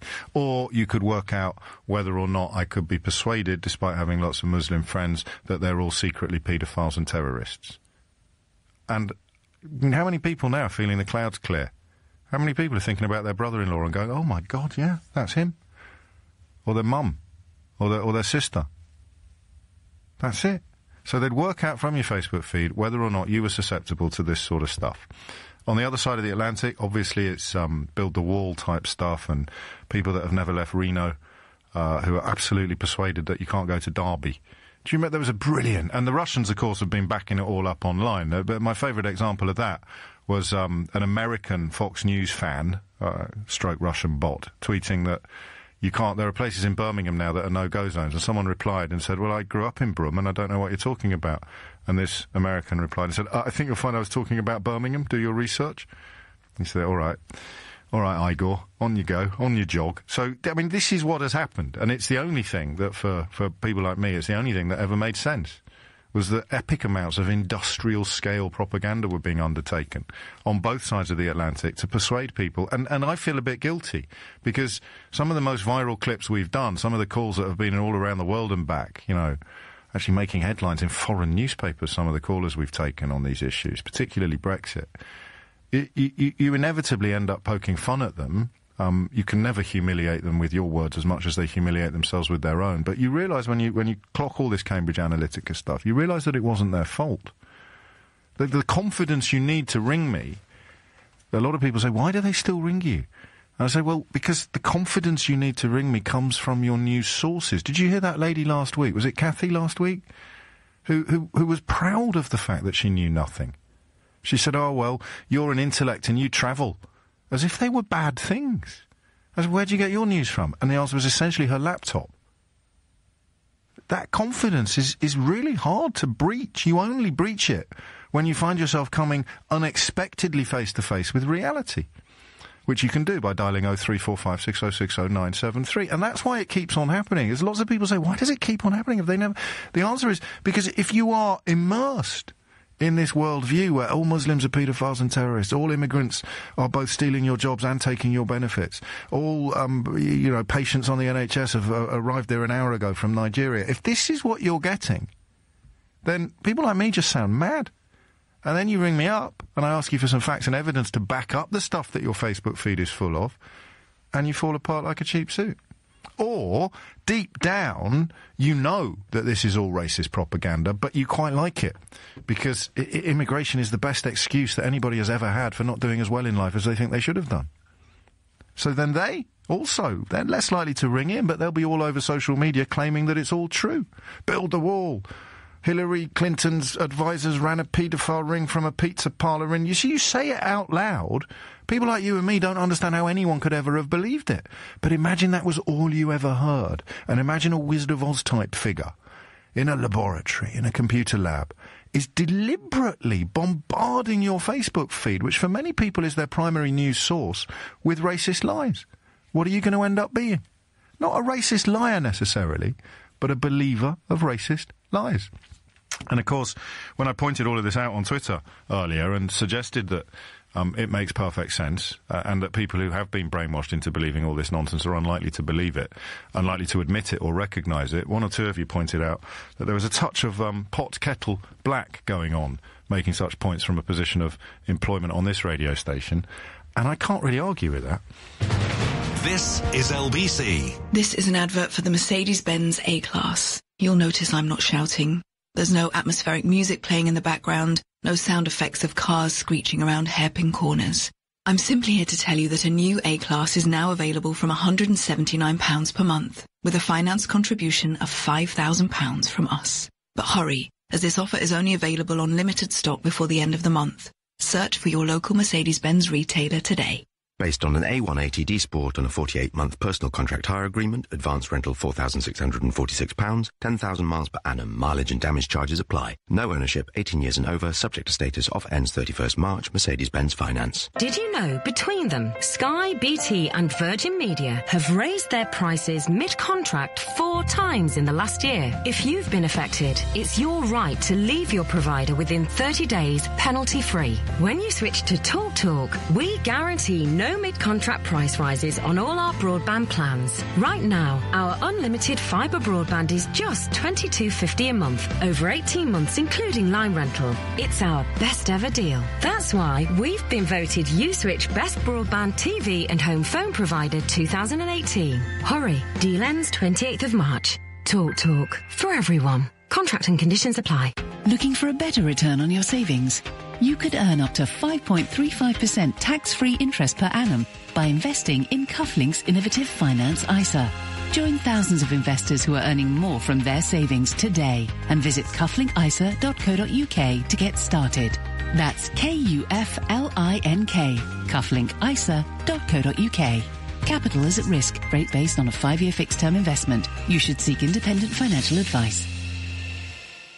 Hello, I'm a flat white. I'm a flat white too. I'm a sort of less milky latte, sort of less frothy cappuccino sort of thing. Oh, I'm a Costa flat white. I'm made by someone pressing a button that says flat white. I'm lovingly handcrafted by a Costa barista for a stronger, sweeter coffee with a blanket of velvety smooth milk, individually signed off with a Costa Fluette. Ah. I also come in 3 delicious new flavours: coconut flat white, flat mocha and flat black. I'll get my Coke, shall I? Costa. Not all flat whites are created equal. To find the truth, you wouldn't listen to just one voice. You wouldn't believe just one story, or trust just one opinion. And neither would we. The Week magazine reviews all the issues of our day and where everyone stands on them. Sign up online and try 6 issues for free. Search The Week magazine today. After all, you shouldn't make up your mind on just one issue. Cancel any time during the free period or continue with 13 issues for just £31.25. TDC Smile in a Day offers a permanent solution to the embarrassment and discomfort of dentures or loose and missing teeth. You can't put a price on it. I know that sounds cliched, but I cannot put a price on the transformation in me that was triggered by having my teeth done. Book your free consultation today. Visit smileinaday.co.uk or call TDC Harley Street on 0203 7334 987. The word would be transformative. From the moment they arrive, we fall in love. We delight in every sound, every movement. Yet however old they become, they'll always be our baby. Your BMW is our pride and joy too. That's why BMW retailers give you genuine parts, expertise and no hidden service costs. Because no one cares for your BMW like BMW. Search BMW service. Service costs include parts, labour and lubricants. Available at participating retailers. T's and C's apply. Leading Britain's conversation. LBC with James O'Brien. 21 minutes after 11.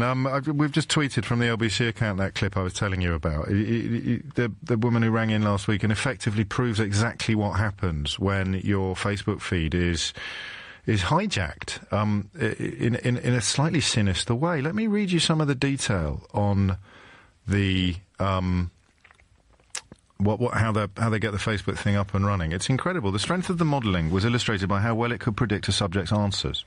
Okay, so one of the people named in this report continued to work on the models incessantly, and before long he was able to evaluate a person better than the average work colleague, merely on the basis of 10 Facebook likes. 70 likes were enough to outdo what a person's friends knew. 150 likes, you get a better indication of someone's personality type than their parents had. This is quite... Gavin sent me this. I'm reading it out unchecked because Gavin looks like a decent fella. But I mentioned that as a caveat. 300 likes, you get a better indication of my personality than my partner would be able to provide in a sort of psychological testing environment. Any more likes than that, you could end up knowing more about a person and what they believe than they actually knew themselves. When he published his findings, he received 2 phone calls, the threat of a lawsuit and a job offer, both from Facebook. I need to check the provenance of that, Gavin, please, but it's utterly, utterly believable. So, the way we're doing this story is to ask if suddenly it all makes sense. Your friend, your family member, possibly even your partner, your parent, your sibling, your son, now you get it. Because their Facebook feed has been deliberately manipulated to feed their most primal and ancient of fears. They have been turned into, if you will, kind of cannon fodder for politicians seeking election on the back of xenophobia and racism, cue Brexit and Trump. So does it now make sense? It made sense to me a while ago, but I didn't think it was widespread. I didn't understand until David and Almit, I'll be with you imminently. I just want to get this out there. Because the friend I'm talking about, I presumed he was just not unlucky, but because he had a lot of time on his hands, he wasn't working at the time, I presumed he was going into the internet and finding it all. Do you see? I presumed he was doing searches, but I spoke to him about it earlier this week, and it wasn't. Once you've liked a few things, he'd get loads more.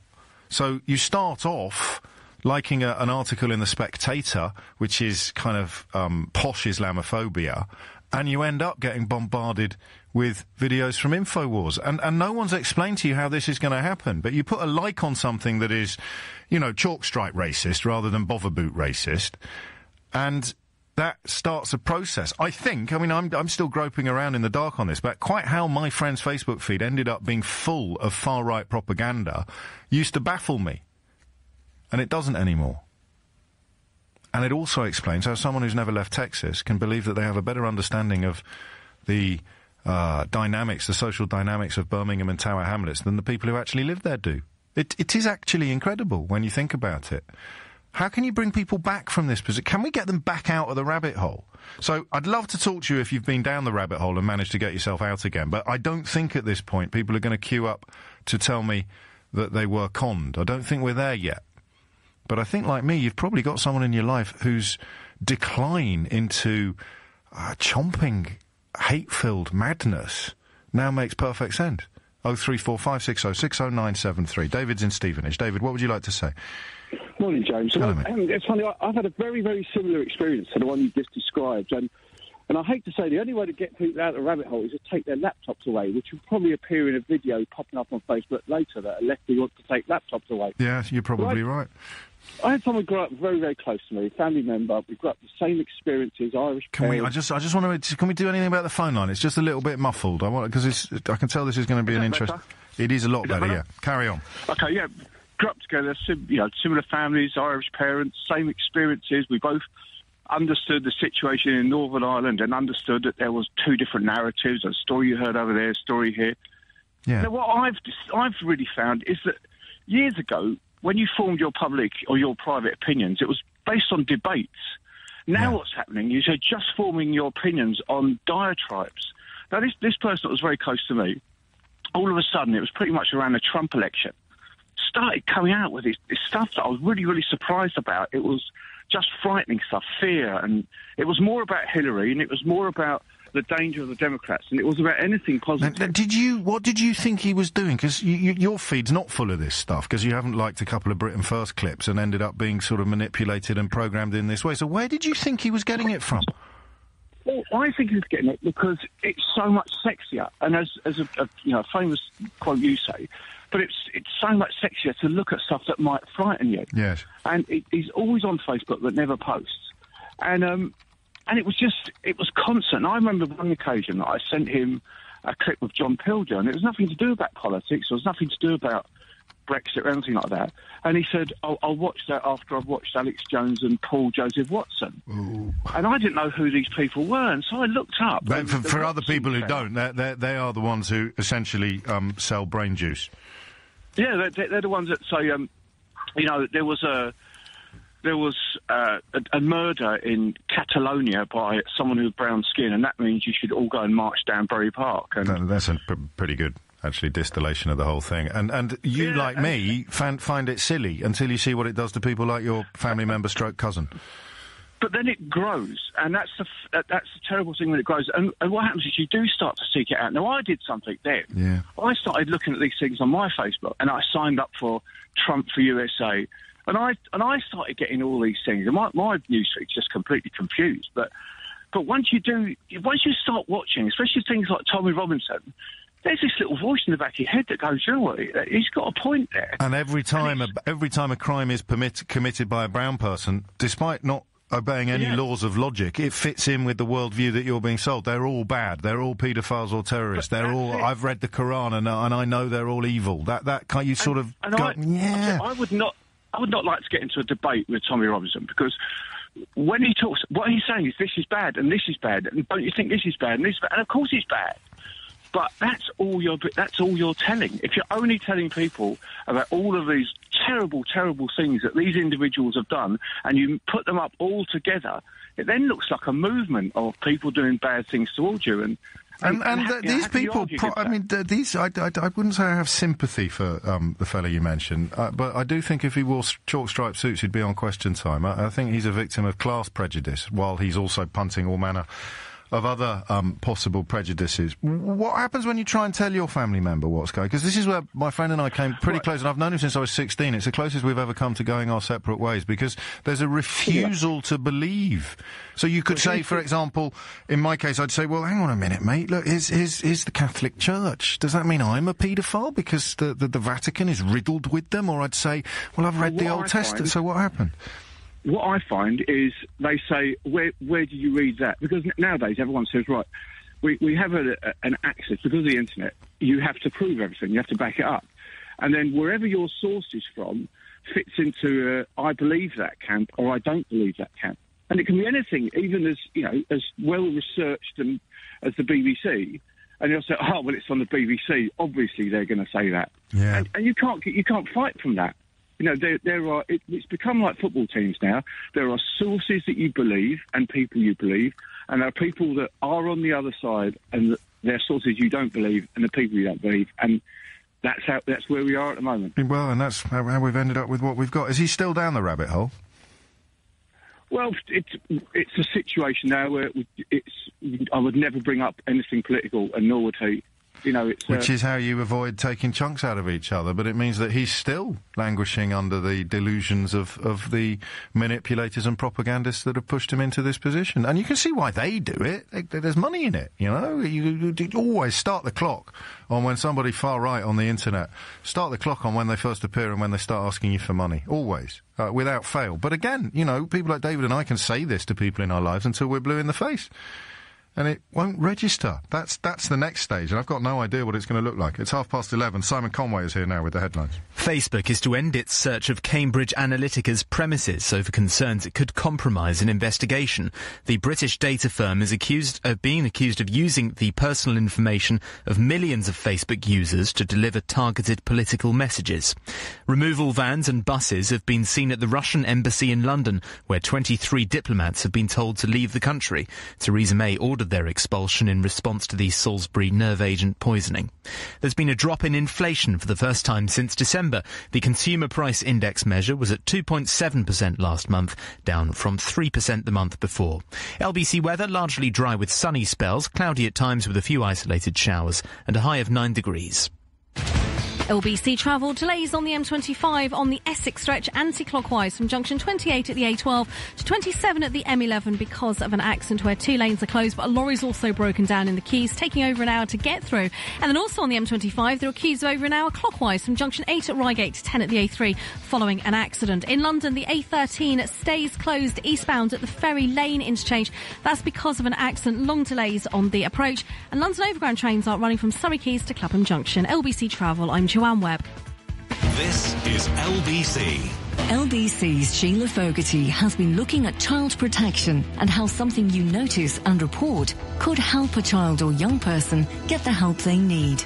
You don't have to be certain to report it to your local council, NSPCC, or the police. One of the key things is that safeguarding is everyone's responsibility. So that's professionals that are working with children, but also just people in the community. To find out more about child protection with the Department for Education, go to lbc.co.uk.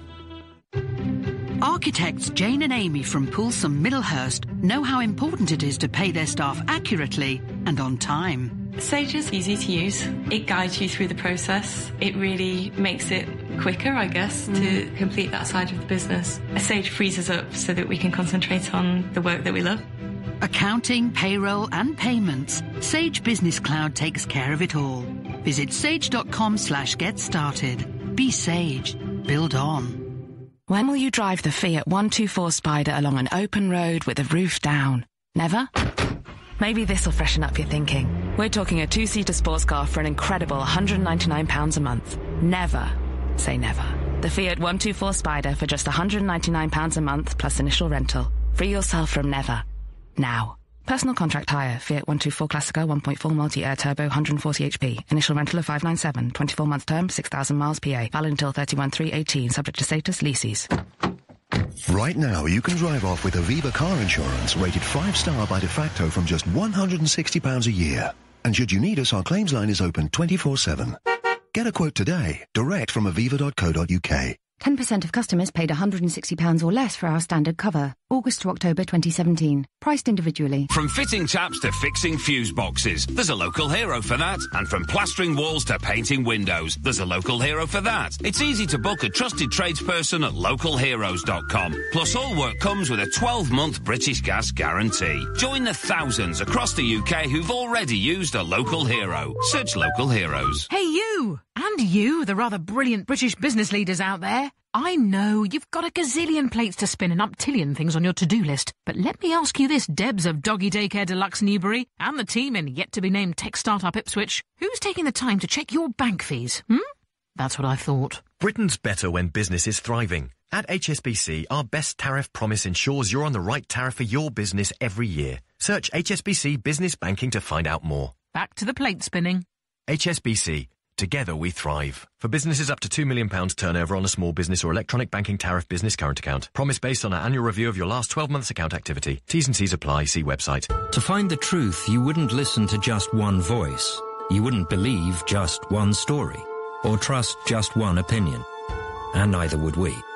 The Week magazine reviews all the issues of our day and where everyone stands on them. Sign up online and try 6 issues for free. Search The Week magazine today. After all, you shouldn't make up your mind on just one issue. Cancel any time during the free period or continue with 13 issues for just £31.25. CheckOcean.co.uk tells you in seconds if you'll be accepted for an Ocean credit card before you apply. And checking won't affect your credit rating. Go now to CheckOcean.co.uk. 39.9% APR representative variable. Intelligent Lending Limited is a credit broker. Capital One is the exclusive lender. CheckOcean.co.uk. James O'Brien on LBC. Call 0345 6060 973. Do you remember the call we took before Christmas? The Daily Mail rotted my grandmother's brain ended up being the headline on it. Such is the nature of clickbait or whatever they call it. I think that this Cambridge Analytica story fits into very similar territory. The number of people who've been in touch with me who've described... I remember 2 years ago that man telling us his wife made him put his laptop away because his feed was just full of hate. You know my old, slightly inadequate catchphrase, it's a lot easier to sell tickets for the ghost train than it is to sell tickets for the speak your weight machine. There's something that we enjoy about being frightened, and when our fears turn into votes, you end up with Donald Trump in the White House and Brexit in Britain, although the last bit may just be my analysis. Andy Davis is the Home Affairs correspondent at Channel 4 News who fronted last night's investigation into Cambridge Analytica. I think he might just have picked up his phone after doorstepping Alexander Nix, the chief executive of the company, this morning. So we're doubly grateful for your time, Andy. Begin by telling me whether you knew what you were going to find in terms of quantity or quality when you started this investigation.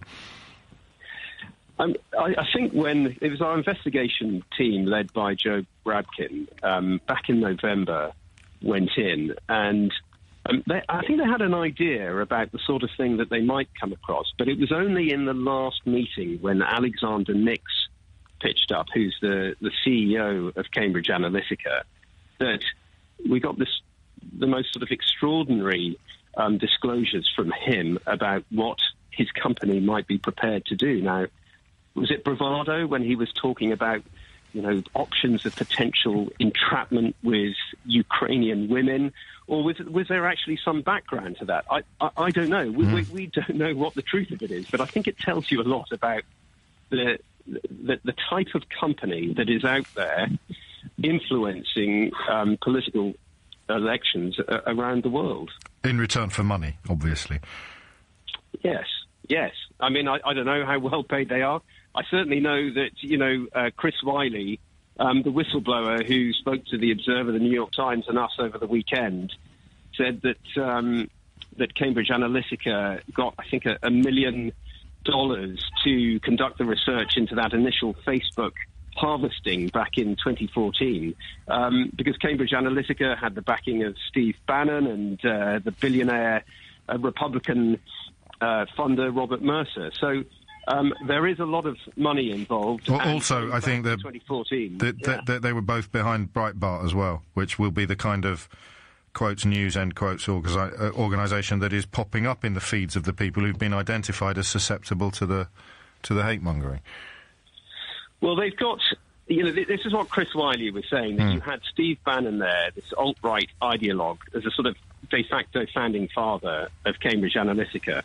And Wiley told us that, he went in there with these liberal ideals. He describes himself as a progressive liberal and felt that the direction they were taking was completely opposed to what he wanted. Cambridge Analytica said that, they don't have any political ideology. They'll work across the political mainstream, but that's not what Wiley found.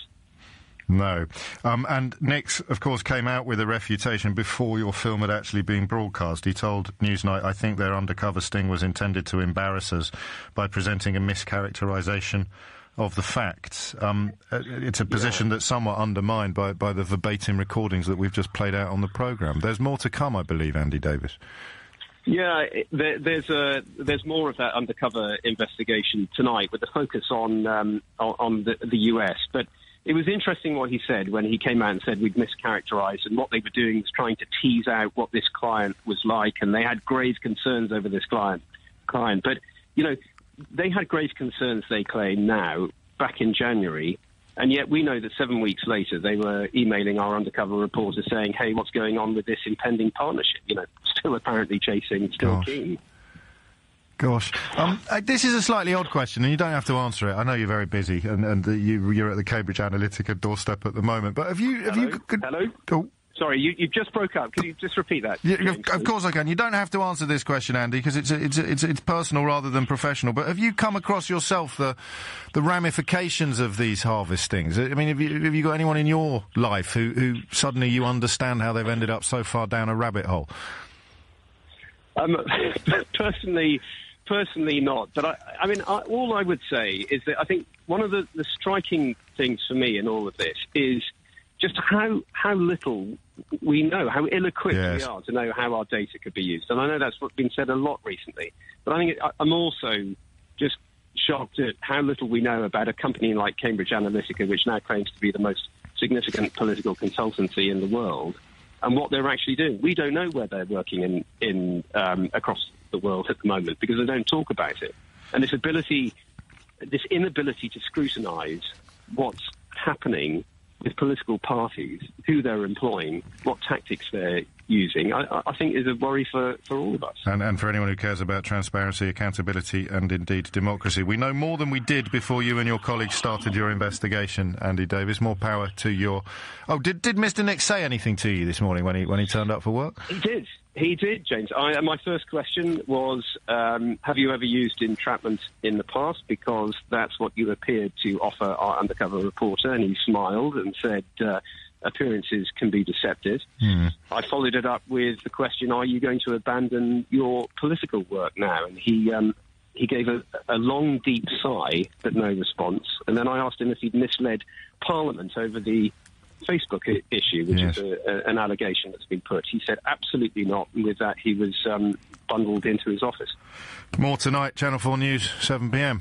Andy Davis, Home Affairs correspondent for the aforementioned. Many thanks indeed. 11:42 is the time. I'm sticking with this question because I think it's really helpful. And I know that if you're still convinced that Hillary Clinton's key aides ran a paedophile ring from a New York pizza parlour, if you're still convinced that fruit juice cartons can turn your children gay, if you're still convinced that all Muslims are paedophiles and terrorists and the ones who don't seem to be are just pretending, or you're still convinced that the Sandy Hook massacre and possibly the one in Florida last month, they're all hoaxes undertaken by actors, designed. If you think that the assassination attempt in Salisbury was arranged by the government to derail Brexit, if you're buying into all of these things, and you still are, I can't help you. I love you, and I'll be here when you see the light, but right now I can't help you.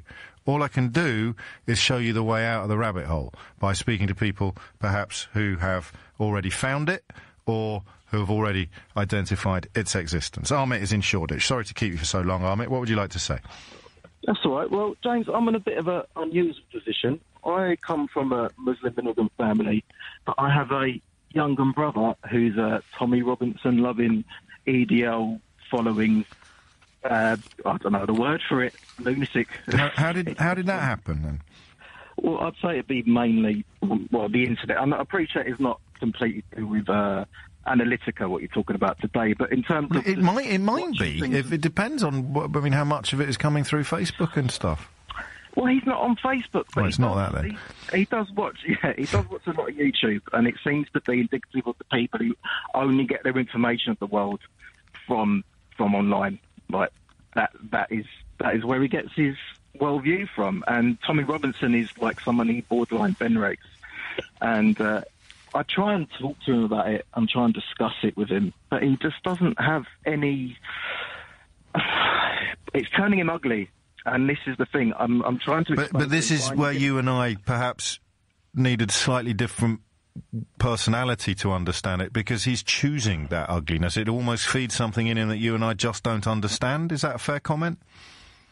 Yeah, I'd say it definitely rings true. I mean, he seems to just only look out for the worst news. It's almost like this worship of evil that he has, where he just looks out for it and it feeds it. And then when I'm trying to tell him fine, you can be critical of religion. Like I'm atheist.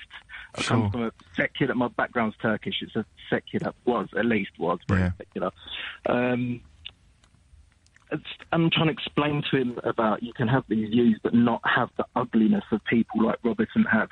Like there is, and that's the point. There are kernels to truth to what he says in some instances, and it's the way they latch onto these kernels. I'd say just on the other hand, like you'd get some extremists where you get charismatic preachers talk about. But it works the same way, doesn't it? It's the same buttons that are being pushed. It's two cheeks of the same backside. Exactly. So it's... I suppose, then, we should... I suppose it'd be grateful your brother's gone that way instead of gone the Islamist way. Because at this point, at this point in British history, the kind of weird white racists don't do as much harm. Well, I suppose we're catching up, aren't we? But if it's the same buttons that are being pushed by the same propaganda, but just a different flavour, then... I don't know, mate. What are you going to do? I don't know. It's concerning because it seems to be getting worse. I'm trying to steer... Well, the grooming gangs always ramp it up another level, because people like you and me can sit here and say these men appear to have a commonality. There seems to be an amazing preponderance of people of Pakistani origin and therefore ostensibly of the Muslim faith. These crimes are absolutely disgusting. They should be locked up and the keys should be thrown away. Investigations should be undertaken. Inquiries should be done. But that's not enough, you see, to people like your brother and his mates. They think we should really be concluding that all Muslims are actually secretly paedophiles and terrorists. And unless you go on that, then you are somehow an apologist or denying or... Yeah, exactly. He seems to think he has some truth that we're unaware of. That's it, isn't it? And that's sexy.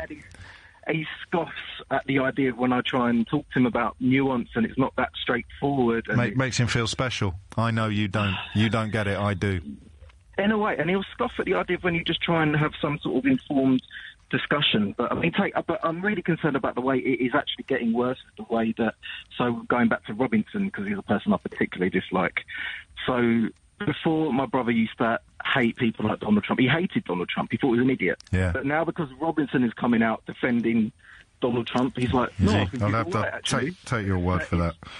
But it goes with the territory, of course, because of the demonisation of all Muslims, the ban upon people from Muslim countries, except the ones where he's trying to build hotels. They're still allowed to come into America. Oh, and except Saudi Arabia as well, which sponsors the kind of Islamist terrorism that his reason for banning Muslims from America was supposed to combat. But hey, these are details, and people like your brother don't like the details. They only like the slogans. And Facebook and the combination of data harvesting and the allegations, the alleged behaviour of Cambridge Analytica create a petri dish. That's what it is. It's a petri dish in which you can fester, uninterrupted and unmolested and unbothered by reality. It's just mould upon mould upon mould. 11:47 is the time. This is LBC. With Clearabee, getting rid of rubbish is quick, easy and affordable. Clear rubbish easily. Clearabee. You need a loan. That's your mission. Why wait hours for a decision? From 100 to 100,000 pounds. We keep it simple with our service we astound. Ocean loans, ocean loans, ocean loans. So why delay? Do it today. Go online to oceanloans.co.uk. Intelligent Lending Limited is a credit broker with lender panel. Loans may require security, subject to status and affordability. Representative 49.9% APR. Warning: late repayment can cause you serious money problems. For help, go to moneyadviceservice.org.uk. Ocean loans, ocean loans, ocean loans. You want to charge how much to manage my property? No thanks. Landlords, don't waste money with letting agents. Save right now with the property management people. They won't charge you 10% or more, just a straight fee of £40 a month per property, cutting your costs right down. Register your property today and your first 3 months' fees are free at thepropertymanagementpeople.co.uk. Additional inspection, viewing, finder's fees and minimum term contract apply. Frank's accidental Easter salmon. My wife loves salmon. Last year on Good Friday, I thought I'd surprise her by cooking a whole one, so I popped down to Tesco. The thing is, though, I'm not exactly the greatest cook, and I managed to break it in two. So, in a moment of panic, I wrapped it in puff pastry, and voila, salmon Wellington. I'm doing it again this year. Make your own Easter fish course with our deliciously fresh and responsibly sourced salmon. Food Love Stories, brought to you by Tesco.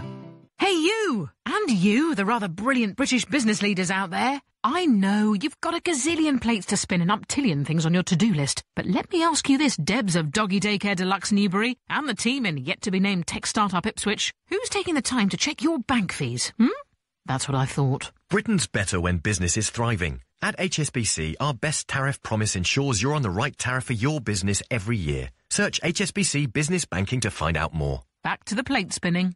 HSBC. Together we thrive. For businesses up to £2 million turnover on a small business or electronic banking tariff business current account. Promise based on our annual review of your last 12 months account activity. T's and C's apply. See website. Right now, you can drive off with Aviva car insurance, rated 5-star by de facto from just £160 a year. And should you need us, our claims line is open 24/7. Get a quote today, direct from aviva.co.uk. 10% of customers paid £160 or less for our standard cover. August to October 2017. Priced individually. Hello, I'm a flat white. I'm a flat white too. I'm a sort of less milky latte, sort of less frothy cappuccino sort of thing. Oh, I'm a Costa flat white. I'm made by someone pressing a button that says flat white. I'm lovingly handcrafted by a Costa barista for a stronger, sweeter coffee with a blanket of velvety smooth milk, individually signed off with a Costa Florette. Ah. I also come in 3 delicious new flavours. Coconut flat white, flat mocha and flat black. I'll get my coat, shall I? Costa. Not all flat whites are created equal. PPI. One question. Why have you still not checked if you're due a refund, even if you don't know if you've had PPI? Surely it's worth finding out. All Fast Track Reclaim needs is the name of your bank. We'll check for PPI on every credit card, loan and mortgage you've ever had for free. That's 100%, no obligation, free PPI check. Call 0800 999 1234 now. Fast Track Reclaim 0800 999 1234. Leading Britain's conversation. LBC with James O'Brien. 11:51. It does feel as if the planets are aligning somewhat. Poor Kathy last week, essentially boasting about the fact that she gets all of her information and news from the internet, from, in her words, YouTube and UKIP and common sense. And that's how you end up with... For two things that have happened. The first is that we've afforded equal positions to opinions. Now, that's really dangerous. I've written a piece about this for the next issue of the New Statesman, if you're interested. I explore it a little bit further. Two opinions are not the same. You can't have two opinions the same. For example, if you think the Earth is flat, and I don't, our opinions are not of equal value. Because, well, evidence and proof. And while science always accepts that there may come along later a better explanation for the available evidence, as more evidence becomes available... The current available evidence means that if you believe the Earth is flat and I believe the Earth is round, your opinion isn't worth the same as mine. And that really, in PhD theses of the future, that will be the fulcrum of all Brexit analysis. This notion that somebody who's not very clever, saying largely racist things in a posh accent, his opinion is worth as much as that bloke over there who spent his whole life studying the issues, that will be the conclusion. But how do you bring the people with you? Well, a large part of it, I suspect, will turn out to have been the social media manipulation, the harvesting of data. Because I never quite got this. Why my mate's Facebook feed? Because I'm on Facebook, but I keep my page private, so I don't get a bombardment of news and suggestions on it. I didn't understand why his Facebook feed was constantly popping up with videos of obscure American academics making cases for borderline genocide, why it was full of far-right organisations, what do they call the ones that just got removed, that Donald Britain First ended up with 2 million likes. Because if you see what people were liking, they didn't really realise what they were signing up to. They were just liking that one tweet. But when you harvest the 20 things they've liked, you then feed them a kind of very bespoke diet of hatred and anger. And it works! It works because it sets off little triggers in our brain when we're frightened. You get addicted to it. And that is, as a lot of you are pointing out, how you... Well, I'll stop putting words in your mouth. Ryan is in Brighton. Ryan, what would you like to say? Hi, James. Yeah, actually, similar to the last guy with his brother. I mean, my dad, I mean, he's always had some kind of strange views about the world, especially with conspiracy theories. But he went through a reunion with some people in the army. It was when he was a teenager. No, he's in the army to go out. No, I can't. This is 2 calls running. The phone line's gone completely nuts since you came on the line. Is there anything we can do about it in the short term? Can you give it a jiggle? I didn't... No, we've just dropped off now as well. We'll try and get him back. Craig's in Birmingham. Craig, what would you like to say? Yeah, hi, James. Hello, mate. I'd just like to say I absolutely agree with the sentiment and the discussion that you're having, but it's like, who do we have as the opposite narrative? You know, I think with regards to... You know, Nick Griffin, when he was welcomed onto Question Time, and how he was absolutely destroyed in his views, and how people could then see how ridiculous they were. And I think if we kind of go about, you know, saying Breitbart and InfoWars and everything else, and shutting these people down, surely we should be saying to people, no, look, let's bring it out, let's scrutinise it more. You know, this is the challenge for the profession, and it's odd that you should mention that, because the Christopher Hitchens Memorial Lecture at the Hay on Wye Literary Festival this year addresses precisely this point. Ask me how I know that, Craig. How do you know that? Because I'm giving it, mate. So the point is that you have to have some sort of return to an objective standard of truth, and that the problem with that is when you've got the fellow, the InfoWars person in particular, flogging the notion that the school massacre is a hoax. I personally don't know how you address that. If someone has chosen to believe that, or all the other stuff that the brain juice salesmen spout, you know, people living in Arkansas who are more concerned about crime in Gothenburg committed by brown people than they are about crime at the bottom of their own garden committed by opioid-addicted white people. How do you engage with that level of madness? Well, I think you engage with that level of madness by actually putting it out into the... But who does? Because the Facebook feed is now being manipulated and groomed to offer up only endorsements of the madness. Yeah, well, it's unfortunate that See, I can have a debate with anyone, but once they start lying, and we both know that they're lying, but they pretend that they're not lying, I can't win that debate. And this is the problem. And the solution, I think people will go for a lazy solution. And the lazy solution is, well, let's shut down these organisations. But then it gives more power to the people that are saying there's some kind of conspiracy. And that's a perfect circle, isn't it? Or a perfect storm. Yeah. I mean, if you can't disprove a lie, you can't persuade these people that, I don't know, buying these tablets, this juice isn't going to make their brain work faster, or persuade them that, no, those people on the telly whose children just got killed, they are real. Those vapour trails in the sky, they're not going to turn you into a woman or a goat or whatever today's suggestion might be. If I can't persuade you of that, and then I just stop the people telling you it's true from telling you it's true, but I think it would diminish. And this is the reality, human reality, isn't it, rather than ideal principles. Because if you turn down the volume to zero, then it withers and dies. Would just kick in, because they'll say, well, you've just turned off the very air that I believe, therefore it must have been true. Yeah. Yeah, that government, BBC conspiracy, me, all that sort of thing. So what are we going to do then? Quick, Craig, we've only got 2 minutes. What are you going to do? How are you going to save humanity from this existential threat?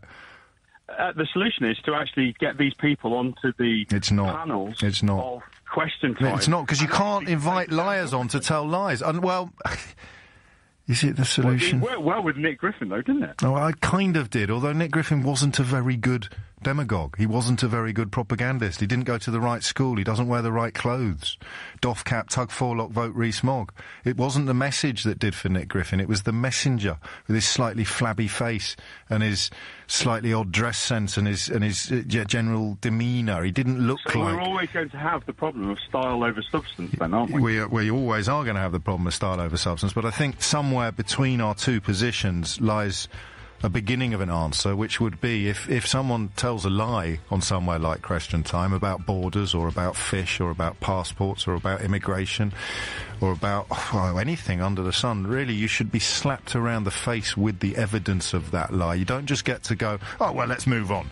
You get hit again and again and again with the incontrovertible proof that you are a lying, racist scumbag. What you don't do is invite them back week after week after week after week to continue telling their racist lies, because it's good for ratings. On FM, online, on your mobile and on digital radio. Leading Britain's conversation. This is LBC. From Global's newsroom at 12 o'clock, the father of a 2-year-old girl who died after being pulled from a car in a river is suggesting it was a tragic accident. Ciara Moore died in hospital after being rescued in Cardigan in West Wales yesterday evening. LBC's Steve Francis has more. Well, in the last hour, Ciara Moore's dad has offered an explanation on his Facebook, saying they no longer believe the car was stolen. He appears to suggest the car had rolled into the river after it was momentarily parked up close to the riverbank as the occupants went to get some cash. Now, police haven't confirmed this. They say they are still investigating. Steve Francis, LBC, Cardiff. The Information Commissioner has accused Cambridge Analytica of being uncooperative with her investigation into its use of data. The British company's been accused of using the personal information of millions of Facebook users to deliver targeted political messages.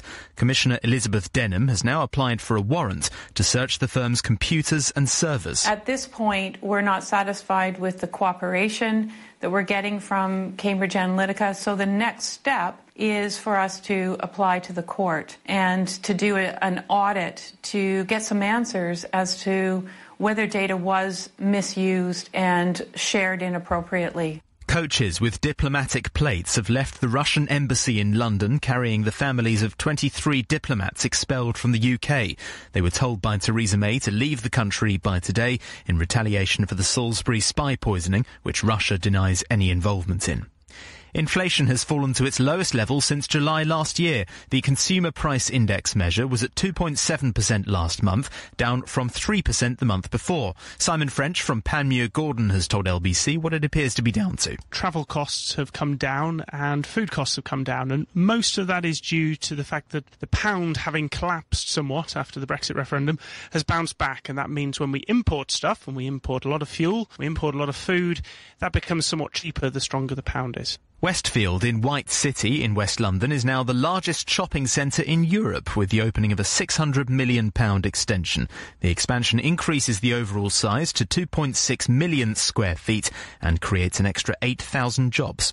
The LBC Markets report, a short time ago the FTSE 100 was trading up 31 points at 7,074. The pound buys $1.40 and €1.13.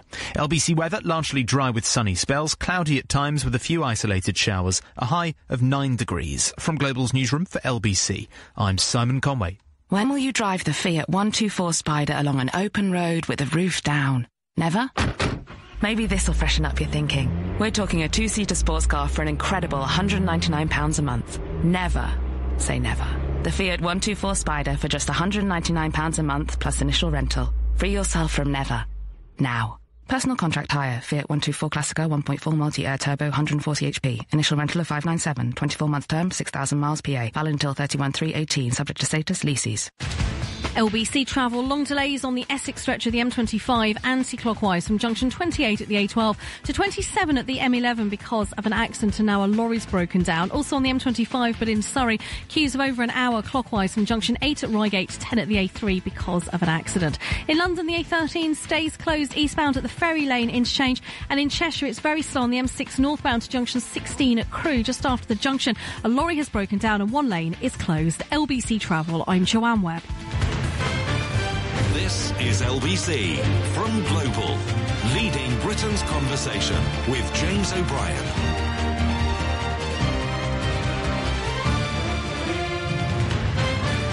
Three minutes after 12 is the time. A little more on this, because I find it so interesting and so close to home as well.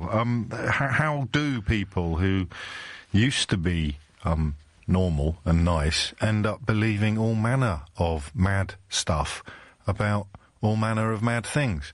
It's not the most sophisticated inquiry I've ever issued on the programme. We're talking about Cambridge Analytica and the growing body of evidence that suggests your Facebook feed can tell people more about your weaknesses, your fears, your secret prejudices than even your own partner would realise. It's still a little bit hard to swallow, isn't it? Until you actually meet someone who's fallen for it. I meet millions, more than anybody should have to, but that's why they pay me the silly money. I'm bombarded daily with people who are utterly persuaded of all of the things that you may, listening to this programme, think I've slightly exaggerated. All Muslims are paedophiles and terrorists, and the ones that are pretending not to be, they're not proper Muslims because they haven't read the Quran, and I have. That's a very, very widespread position. The InfoWars Breitbart axis that passes off racist propaganda as news and tells you more about crimes in countries like Germany and Sweden in an attempt to persuade poor people in, I don't know, Idaho to vote for Donald Trump. If you don't vote for Donald Trump, it'll be just like Sweden. Here's a Swedish person describing Sweden. Yeah, but seriously, InfoWars. That's how it works. And so don't think that the Facebook story is just about Facebook, because what are these videos and stories that pop into the feeds of the people who've been manipulated by the propagandists? They come from these weird websites. And I would trace a lot of it back to more respectable media. I think The Spectator magazine has an awful lot to answer for sort of mainstreaming and mainlining what I'd call posh Islamophobia. And then, of course, if you do it in a posh accent, doff cap, tug forelock, boat Rees-Mogg, you get away with a hell of a lot more than you ever could if you were doing it with a shaved head and Doc Martin boots. 'Twas ever thus, you know. No accident that Oswald Mosley was on the fringes of the aristocracy. If he'd come up from a humbler stock, he wouldn't have garnered anything like the attention he did. He certainly wouldn't have become beloved of the then owner of the Daily Mail. Ryan's in Brighton. Ryan, let's have another go. Tell me about your dad. Hello there. So what it is, basically, it started, I said, after a reunion with some old friends from years ago in the army, and my dad just started putting all these things on Facebook about, it started with just, political things about Brexit and everything else, and then it developed into more kind of hatred towards all Muslims, saying that the Quran, videos of people saying that the Quran was inherently bad, that it was evil and promoted rape of children and all that kind of stuff. Yes. And then, it got to the point recently where I just stopped engaging, because I tried to sort of debate with him, and it got to the point where he was probably, putting on pictures of, the little characters on marmalade jars from years ago, saying that they should bring those back, and he has quite a nice life. Ironically enough, in Spain, he's very much against free movement of people, but he lives in Spain. Oh, nice. And up in the mountains, it's quite idyllic. He lives there together. He just sort of potters round on his little plot of land. And then he goes on Facebook to feed this... Yeah, exactly. It seems bizarre. What does he get out of it? I don't know. I mean, my mum did say that, when he was younger, he did say quite disturbing things about disabled people, saying that they should be put down or something. It was all... Blimey. He's always had that in his bag. I mean, luckily it wasn't a major part of my life for quite a long time. So it was kind of it's quite unsettling. And then so there was always there. Well, that tallies with the data mining, doesn't it?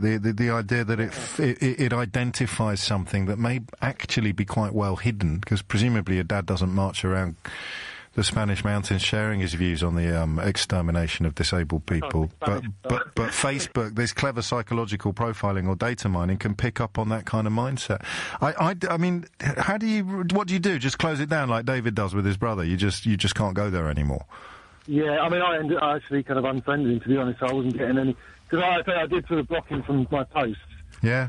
But then you get, like you say, it's quite addictive, isn't it, to argue, okay? It is, and I think... And go, well, I want to have a go at him about this because this is really wrong, and it just feels best just to cut all ties. And you end up feeling trolled, actually. You think, well, I can't win an argument with somebody who I mean, you can't win an argument with someone who's lying. Whether they know they're lying or not, you can't win it. And that is almost the kind of jackpot. Before about, I remember this from This Is England. I remember in the 80s, and the film This Is England, where there was this idea of kind of martyrdom almost in these kind of, you're a minority, but you're standing up for something because everyone's too scared to, and this is the truth, and the BBC are peddling these lies. They've got a self-interest in the elite. You sort of become a sort of doughty crusader against a non-existent enemy, but my God, you're going to crusade like there's no tomorrow.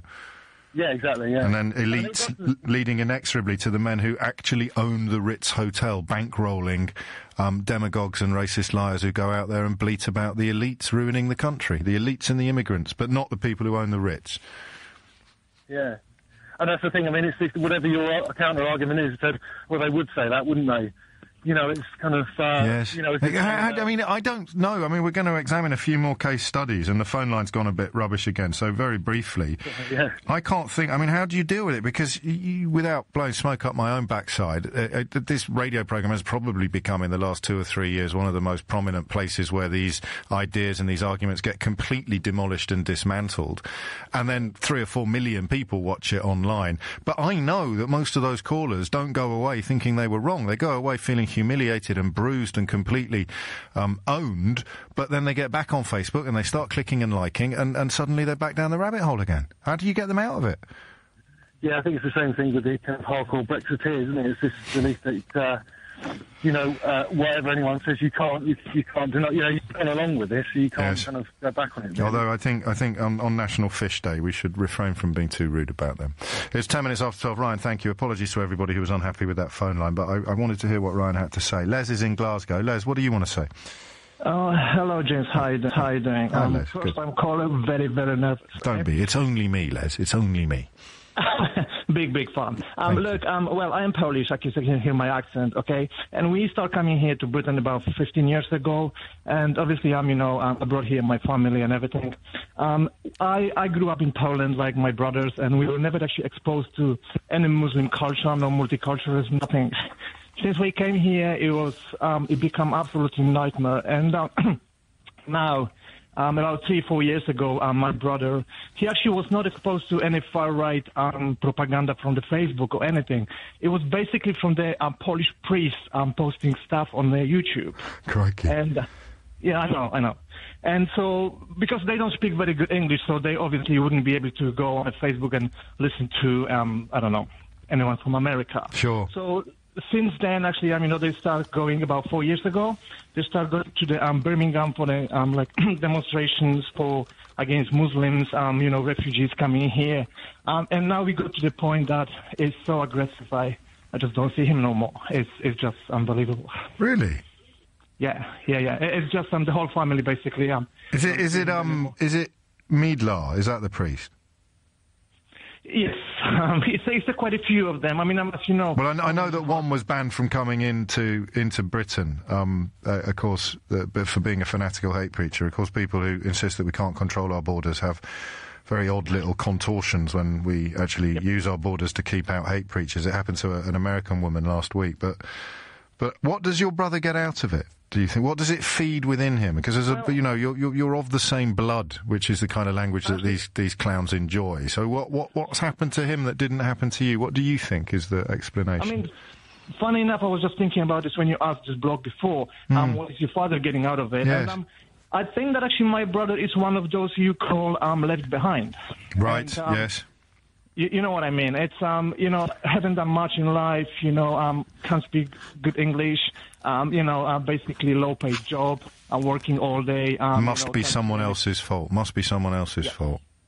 Yes. And he doesn't realise. Have you tried to explain to him that I could now open up my phone lines? It'd take me 30 seconds to find someone who would describe themselves as indigenous white British, and he thinks the reason why his life is rubbish is because of people like your brother coming over here, stealing our jobs, taking our benefits. But what they don't really realise is that today they're going with this, I think it's the first Britain they demonstrate with. Yes. Then tomorrow it will be them. They will be demonstrating against Poles. So. Well, that's it, isn't it? He'll be at the anti-Muslim march last week, marching against Muslims, alongside people who next week are going on the anti-Polish march around the corner. Yep. You can actually see, I don't know, there was last week in news, there was this guys from far right, I don't know the names, they actually were coming out of the court, and you can actually see guys behind them with the T-shirts saying Polska, which basically means Poland. Yeah. Poland has a massive problem with the far right, arguably and historically bigger than ours. But it's interesting to see the two worlds meld, and the anti-Islam feeling that your brother feels, to me, is just the other side of the anti-E. It's not long ago that people were trying to persuade. They were campaigning during the European Union referendum campaign by complaining about people speaking foreign on public transport. That's you. That's your brother, that is. And next week he's marching alongside them. Yeah, because it makes them feel good. It makes them feel good. And that, I think, is where Les and I and everybody else who's rung in so far begins to lose sight of the story, because I can't quite understand how it would make you feel good. So tell me, if you've been down this rabbit hole and managed to climb out of it, then what is it you get out? Various suggestions today that it makes you feel special because you get it and no one else does. Or the slightly unkind suggestion that if your life's gone a bit rubbish, then you don't really want it to be your fault. You want it to be someone else's fault. Or what else is that? I guess there are a small number of people, and however much evidence is amassed, I don't think I ever want to believe that they're any bigger than small, who have just been sitting waiting for this. You're full on. It's like Steve Bannon said in France the other day, be proud of being called a racist. That those people sort of lead it. But if you're getting a kick out of following, what's in it for you? It's 12:15. This is LBC. Base to Action Man, what is your status? Over. Base to Action Man. I just saved at Money Supermarket, and now I feel epic. Action Man, we're in the middle of an operation. Do you copy? Action Man! I'm going to have to go, Base Command. We have a code, PARTY. Save with Money Supermarket and feel epic. Over and out. This is an advert for the Mercedes-Benz A-Class. You'll notice I'm not shouting. There's no atmospheric music playing in the background, no sound effects of cars screeching around hairpin corners. I'm simply here to tell you that a new A-Class is now available from £179 per month, with a finance contribution of £5,000 from us. But hurry, as this offer is only available on limited stock before the end of the month. Search for your local Mercedes-Benz retailer today. Based on an A180D Sport and a 48-month personal contract hire agreement, advance rental £4,646, 10,000 miles per annum, mileage and damage charges apply. No ownership, 18 years and over, subject to status, off ends 31st March, Mercedes-Benz Finance. Hello, I'm a flat white. I'm a flat white too. I'm a sort of less milky latte, sort of less frothy cappuccino sort of thing. Oh, I'm a Costa flat white. I'm made by someone pressing a button that says flat white. I'm lovingly handcrafted by a Costa barista for a stronger, sweeter coffee, with a blanket of velvety smooth milk, individually signed off with a Costa Florette. Ah. I also come in 3 delicious new flavours: coconut flat white, flat mocha and flat black. I'll get my coat, shall I? Costa. Not all flat whites are created equal. When will you drive the Fiat 124 Spider along an open road with the roof down? Never? Maybe this'll freshen up your thinking. We're talking a 2-seater sports car for an incredible £199 a month. Never say never.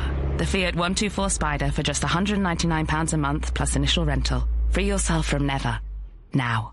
Personal contract hire. Fiat 124 Classico 1.4 multi-air turbo 140 HP. Initial rental of $597. 24 month term, 6,000 miles PA. Valid until 31/3/18. Subject to status, leases. Helen's homecoming lamb. It's a lot quieter around here since the boys went off to college. Sunday roast was always the highlight. All the family around the table for my roast leg of lamb with salsa verde crust. I'm doing it again today. It's their favourite, and hang on a minute. Hi, Mum. We brought a couple of pals back. Is that all right? Yeah, it's good to have them back for a couple of weeks.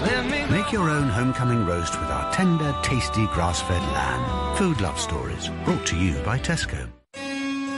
From the age of 3, young Mozart would watch his sister play the harpsichord with their father, mesmerized by the sound.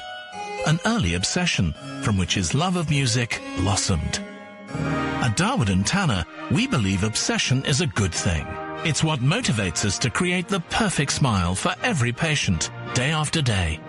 Darwood & Tanner, your smile is our healthy obsession. Visit darwoodandtanner.co.uk. Hello, I see you're interested in the Corsa with mobile connectivity. Exactly. And advanced European engineering for a fun dynamic drive. All for just £149 initial rental, then £149 a month. Really? Search Corsa Energy. Vauxhall. British brand since 1903. Personal contract hire offer on Corsa 3-door Energy 1.4 75 PS in metallic paint. Initial rental £149 plus 47 months at £149. Excess miles over contracted mileage of 20,000 over 48 months, charged at 5 pence per mile. You will not own the car. T's and C's apply. Offer ends March 31st, 2018. Offer not available with free insurance. James O'Brien on LBC. It is 19 minutes after 12, and you are listening to James O'Brien on at LBC, where I enjoy going down the rabbit hole. I can't read out half of the stuff that comes in, but my goodness me, if you needed evidence that this Cambridge Analytica story is almost certainly true, you don't have to dip your toe very far into social media to see the results of weaponised propaganda and manipulation and lies. But we're going to move on, largely because I suspect we're going to be talking about this story quite a lot this week. And that question, we'll leave it hanging. Have a little think about it as well, and we'll talk about it later in the week. The friend or the family member who, now you realise, has been a guinea pig.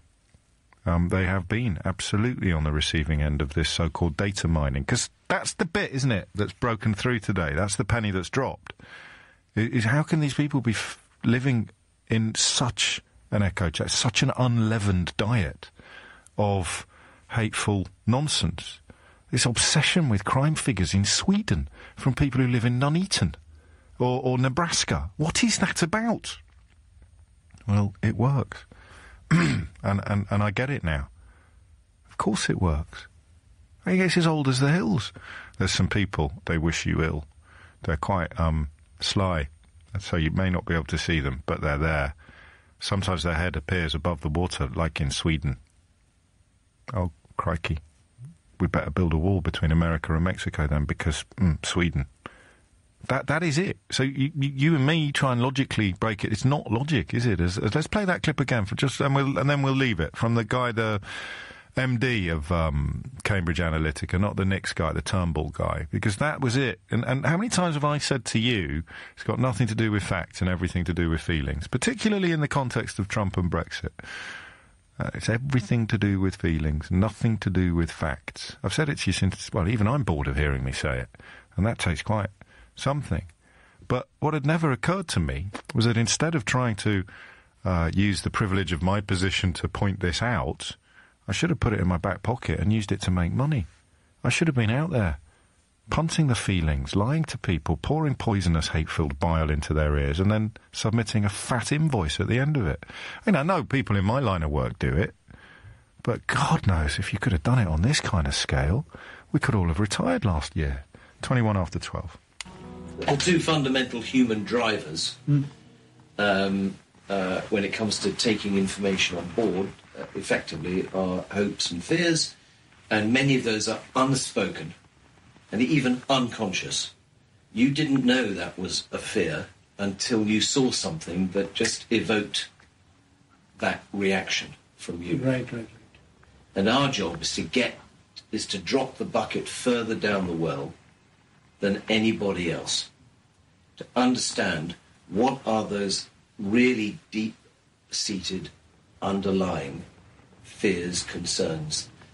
There's no good fighting an election campaign on the facts, because actually it's all about emotion. It is 22 minutes after 12. It's all about emotion. And there it is. And we'll find out who paid them. We'll find out where some of the curious donations, including some that the DUP were involved in, and whether or not any of that money made its way in any of these direct... We'll get to the bottom of this. But, of course, by the time we do, it'll probably be too late to undo the damage that feeding those emotions and ignoring those facts has visited upon us.